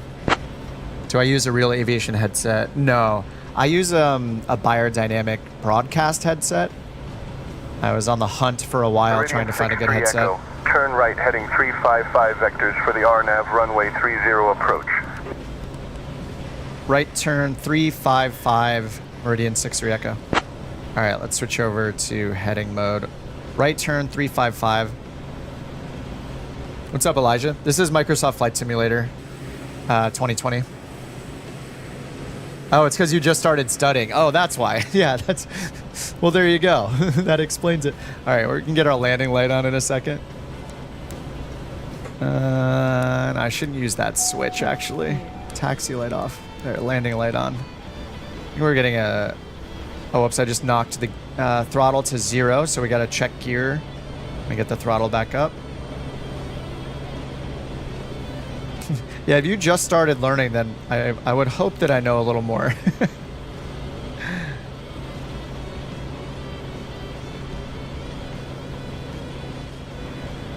All right, so we're on that heading. They gave us 355. We're in the yellow, which is not a big deal because the winds are so light, so this isn't too scary. It's only 3 knots. 3 to 4 knots. Yeah, the ATIS. I do have the ATIS tuned in, right? 132, 225. It's an AWAS, I think. Yeah, 132, 225 is right here. 132, 225 in COM 2. And it's not, we're not receiving it yet. Meridian 63 Echo, descend and maintain 6,000. Descend and maintain 6,000, Meridian 63 Echo. Right, heading 010. Is that for us? Turn right, heading 010. Meridian 63 Echo, heading 010, approved. What? Right turn 010, descend and maintain 6,000, Meridian 63 Echo. Alright. Sometimes when they're vectoring you and giving you descents and stuff, it'll give 2 separate transmissions instead of 1 instruction. So then it gets confused, like I'm like stepping on it in my first response. So it can be a little weird. I know a lot more for now. Yeah, no, for now is definitely true. You're gonna become an expert so fast, and you'll actually be doing it for real. So yeah, I'm just playing a game here, okay? You real pilots are insane, and I can't believe people get in real airplanes. It just seems terrifying. The small planes are kind of terrifying.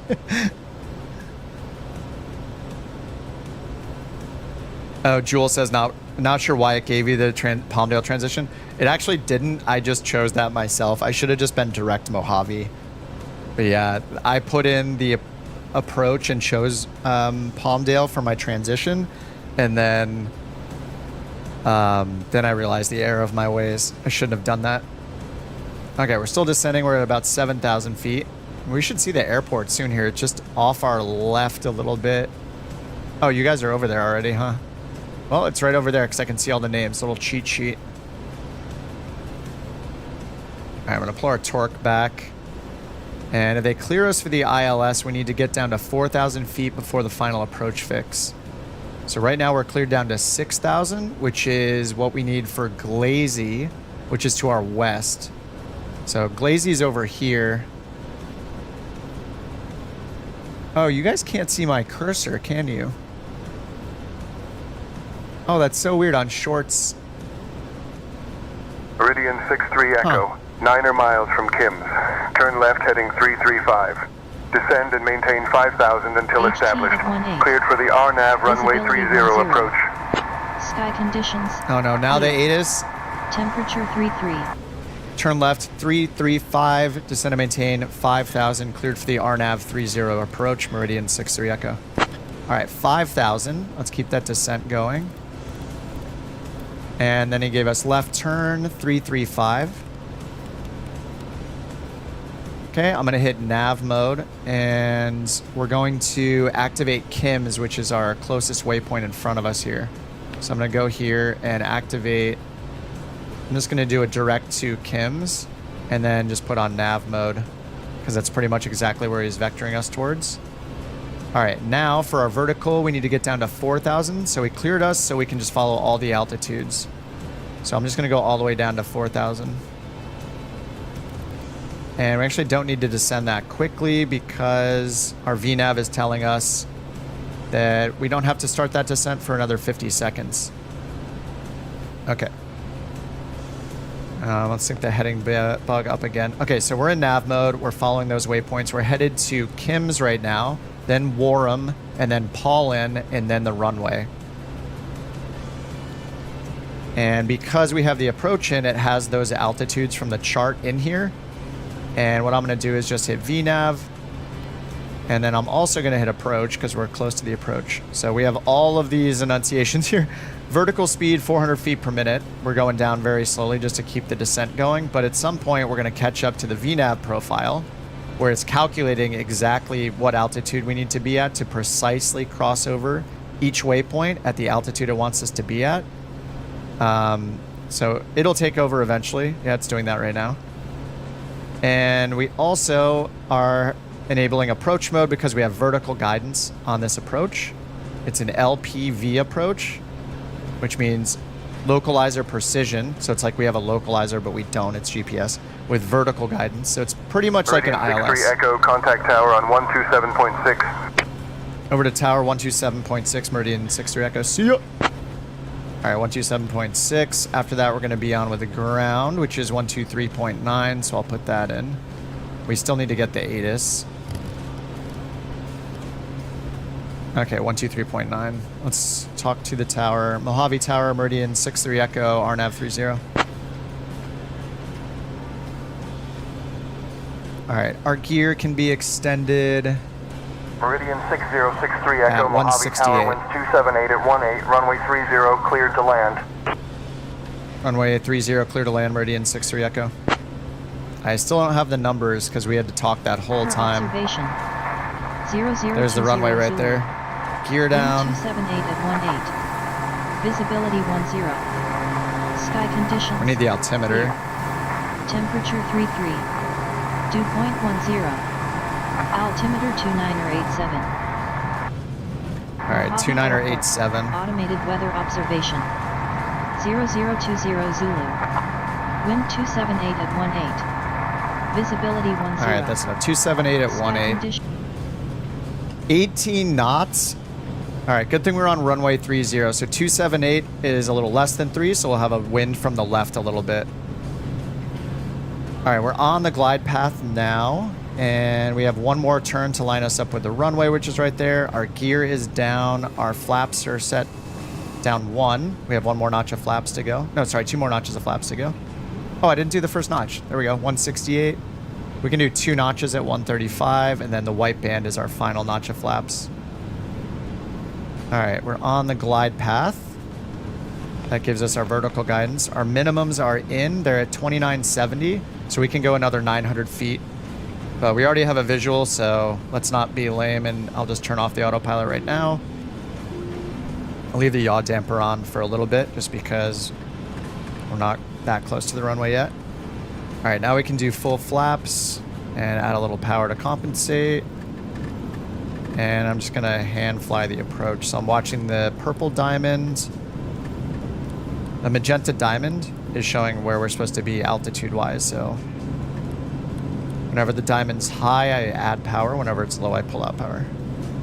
And then I just keep my speed. I can just keep following the flight director, actually. Just keep this pointed at the magenta bird.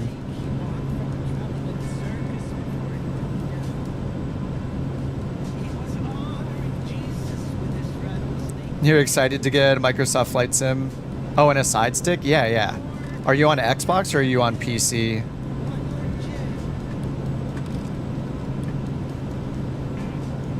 Alright, we're at 100 knots. I can get down between 90 and 100. I think I usually land around 90. Soft landing, please. No pressure at all.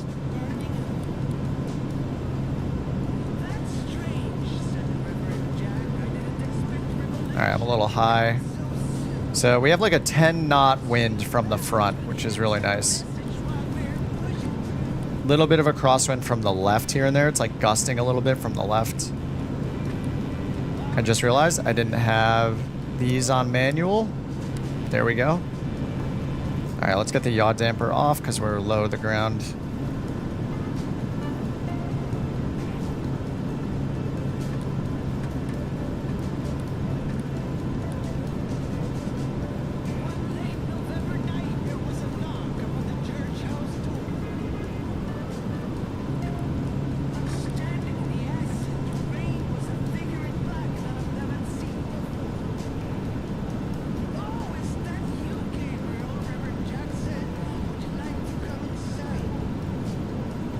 Alright, beta mode, reverse prop, save our brakes. That was kind of hard. 265 feet per minute is not super soft.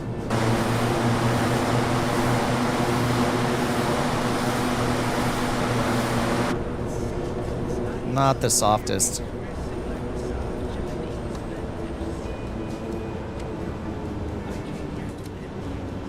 Alright, where are we exiting here? To get our airport diagram up. Alright, looks like up ahead on the left, exit at Charlie.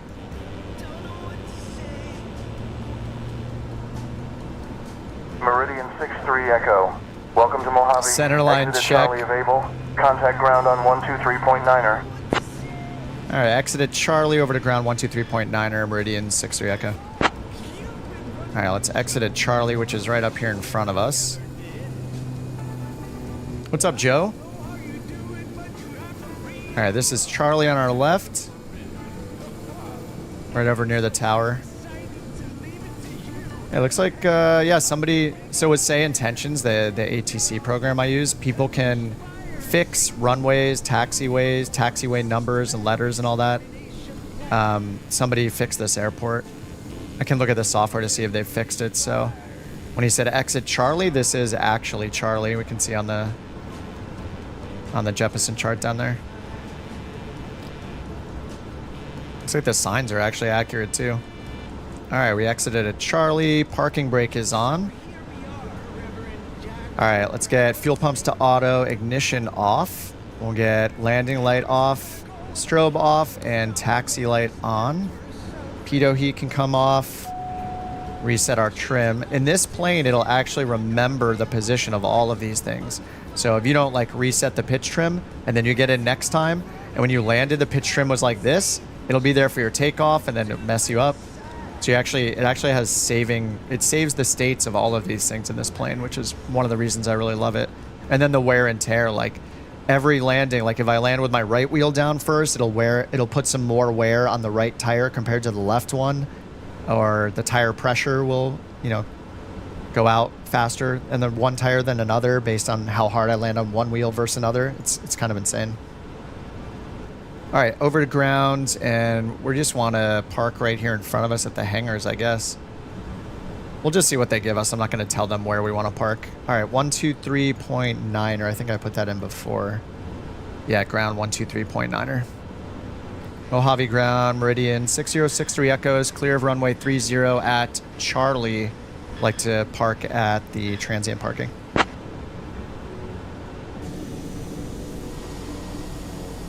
Oh, what's up, guys? Sorry, I didn't watch you guys land or anything today. Echo, Mojave ground, taxi I'm the to worst. transient parking via Charlie. Oh, just via Charlie. Parking via Charlie, Meridian 63 Echo, thanks. Janet, or our flight crew hasn't really been saying anything. Hey, flight crew, we've landed. You might want to make some announcements to the passengers about fun stuff to do at Mojave. Let's see if they actually do anything. Let's see if they say anything. Captain Kip, I think you might be a bit confused.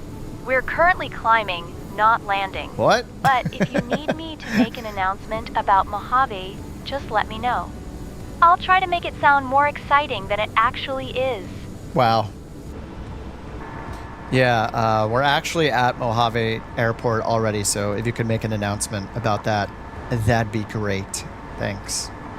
She's not going to do it, I don't think. She's going to correct me again. Ladies and gentlemen, this is Janet, your lead flight attendant. Well, Oh, she's doing it. seems Captain Kip has managed to land us safely at Mojave Airport. That's a surprise, isn't it? Please remain seated until the captain turns so off the mean. seatbelt sign. And remember, if you enjoyed your flight, tell your friends. If you didn't, tell your enemies. Thank you for flying with us on Meridian 6063 Echo. Wow. Cheers. Cheers. She says cheers at the end. She's so nice. All right, let's get the engine turned off. Oh, Ray says you don't have to say runway before the runway number. Oh, did I say that a bunch? That's good to know. All right, I need to work on that. Thanks, Ray. She's having a stroke. I would say an amazing landing is one that is smooth. Yeah, it was a little hard, I guess. 265. I have a little landing thing here in the corner. 265 feet per minute. It's pretty hard. I think it should be like 100. Actually, oh, I should have looked at the G-force. It also tells you the G's. I guess that's the most important thing is the G's, not the actual rate. Can I bring that back up? Oh well, next time I'll look at the G's. All right, let's get this thing shut down. Lights are off. There, pitot heat was already off. Fuel pumps off, and then we will get, what's the procedure here? I think I turn off, I think I just pull the, no, I don't know. I think I turn these three off, and then I pull the fuel condition. And then we wait for the feather message here, and then I can turn off the battery. I think that's what we do. You've done your landings way worse. They did do some good improvements to Microsoft Flight Sim recently with how the wind behaves at the ground level. They've made quite a bit of improvements. And they also, there's something new also that came out in the last big update, which is they kind of made improved physics systems for like the airframe. So it has some give to it, especially with the tires. Like they basically made like the tires have a little give to them like they are realistically. They're not just like these hard inanimate objects, you know, they actually have some sway to them and they'll bounce around a little and they'll, you know, move left and right a little when they contact the ground. So that stuff is in the sim, except it's only implemented in the default Cessna 172 right now. So over time, like we'll see when other developers get their hands on it and they can implement it into their planes. But like, not only was the ground handling, like ground effect and the wind at the ground level improved, but so are like the ground handling characteristics of the planes themselves, like structurally. But not every plane has that yet. It's like pretty much just the Cessna 172. I don't think anybody else has done theirs quite yet.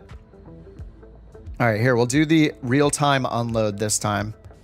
Let's get the door open. We'll roll out the red carpet for these people. When's the next stream? Tomorrow night after work. Tomorrow at 5:30 I'll stream again. I'll probably put the short stream back up again, but it'll be on the main channel. Like, this is the first time I've ever done a stream on shorts. I'm just trying it out, but it's pretty cool. It's cool. I think it works. It's a little weird because people that watch the stream normally got 2 notifications saying that I was live twice, and one of them leads to the short stream. So they would have opened it up on their computer or something, and it's like vertical video. They're like, "What's going on, dude?" But yeah, I'll be back on tomorrow night. I usually do Tuesday, Thursday, and Saturday, but I just added a little bonus stream, and I'll be off work Thursday and Friday, so I'll probably do more streams Thursday and Friday. All right, so I'm doing the. If you guys are interested in the FSR 500, I'm not sponsored or anything like that. I just love this plane. Okay, that's why I'm talking it up. I just love it. But it has this whole like the passenger status, and then I didn't do the fueling on the way out because it takes a while. But we'll see an SUV. Oh, there. I think that's the SUV over there. Oh, no, that's a truck. I don't know if it's en route yet. It says waiting for transfer. So an SUV is going to come here, and you'll just see like the luggage get dropped out on the side of the plane. An SUV will pull up and grab the passengers. It's pretty fun. It's just like this other thing that's included with this plane. It's just pretty unique. Runway is superfluous. I don't know why I can't say that word. Yeah, it's redundant, right? Like there's no reason to say runway. You know, the one thing about runway numbers I think is super weird in the United States is that if it's a single digit, they just say 1. I thought you're supposed to, aren't there certain times you have to say runway though? So you're just talking about the approach, right? So I would say like RNAV 30. I wouldn't say RNAV runway 30. But if I'm taking off, I say runway 30 clear for takeoff. I think you say runway in those cases, right?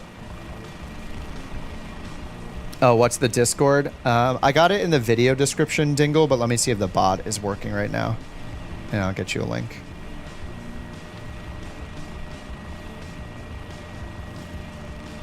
I am going to call it a night after this flight. Oh, here it is. The SUV has arrived. There it is. It's honking.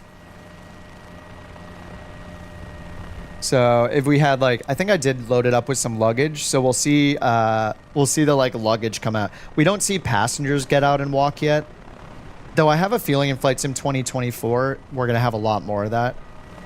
They said in Flight Sim 2024 that something they showed in their trailer was somebody walking up to the plane and doing like a full, like a physical walk around almost. That is going to be in Flight Sim 2024. You're actually going to be able to walk up to your plane. Right now, when you spawn in, you just spawn in at parking or at the runway, like ready to take off. But I guess there's going to be an option to spawn like at a hangar or wherever. It's going to spawn you over here, you know, hiding back here, kind of shady, like in the shadows over here in the corner. You're going to spawn back there, and then you'll be able to walk up to your plane and unlock it or something. But yeah, it sounds like they're going to do some like more realistic outside like plane inspection stuff.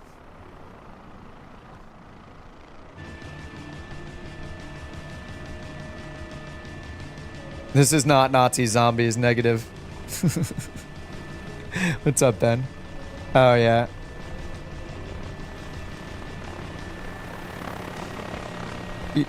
Don't need runway. I thought you have to say runway at certain. Oh, hold short, line up and wait. So you don't have to say runway for when you're clear for takeoff? Huh. I got a lot to learn. Runway is never needed? I don't know. I think I'm gonna go look at the aim tonight, or is it the FAR aim? I'll look at both. It's in one of the two. I am really curious, or whatever the FAA phraseology manual is, or whatever. I am curious. I want to know the right way. No need to get all rowdy in the shorts chat.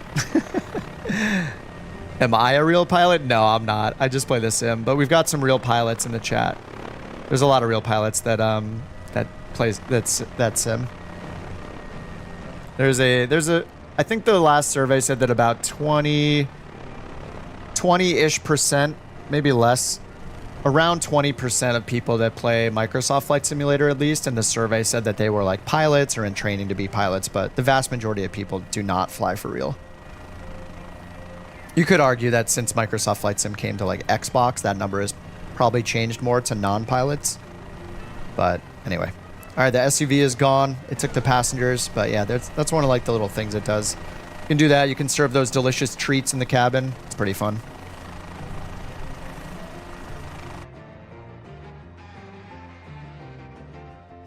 All right, guys.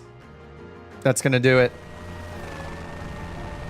Yeah, if you guys want to follow the... Oh, God, I never say this. Anyway, those of you on shorts, I'll be streaming again tomorrow, so there are ways to get notified. I hate the whole YouTube, like and subscribe crap. I just don't want to say, even though I technically just said it.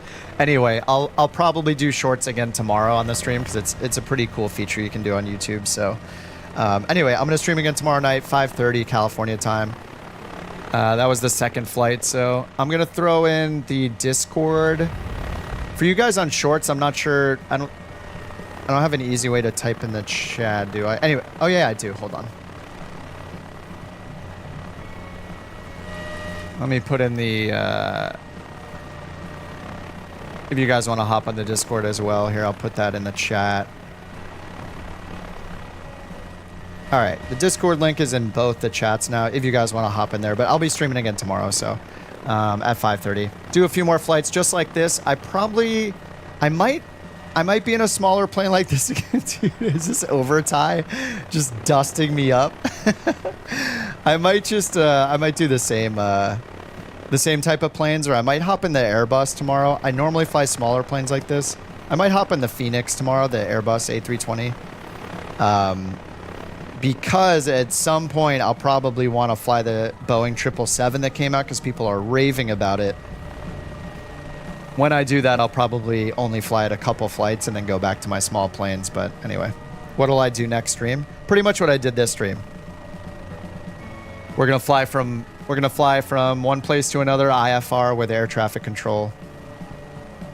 So I'll do that again tomorrow. On Thursday's stream, I usually buy something new, buy and try things from the Flight Sim Marketplace. And then on Saturdays, we do like a group flight where we just fly to a bunch of airports somewhere in the world. So we did like Colorado recently, and then we just did... Oh, where did we did Canada. We did the Canadian Rockies this Saturday. So those are pretty fun too. If you guys have Flight Sim, it's really fun to just keep it more casual, not use ATC, not look up charts, nothing like that. Not talk about phraseology and proper things. You know, we just fly around for fun as a group, and it can be fun when there's like 30, 40 people doing it. So we'll do that again. India, yeah. Oh yeah, I don't know if we've done India. India would be a great spot to go. That's a good suggestion, thanks. All right, guys. To the regulars, love you guys. To the new people, love you guys too. Thanks for watching on the shorts. And hope to see you guys tomorrow. Good luck with your simming. Have a good night. And yeah, I'll see you guys in less than 24 hours. All right, y'all. Have a good one. We'll just go to the drone camera here. And let's get it targeted on overfly, or on overtie. There we go. Oh, close. He's going to do some stunts for us. See us out. I think it's overtie. I'm not sure who it is. I can't see the name. He's too close. We're just getting dusted. I can't find him. Oh, there it was. There we go. Oh, yeah, there we go. That's what we're looking for. The music is perfect. All right, guys, have a good night. Thanks for hanging out. Thanks for the chat. I'll see you guys tomorrow, hopefully.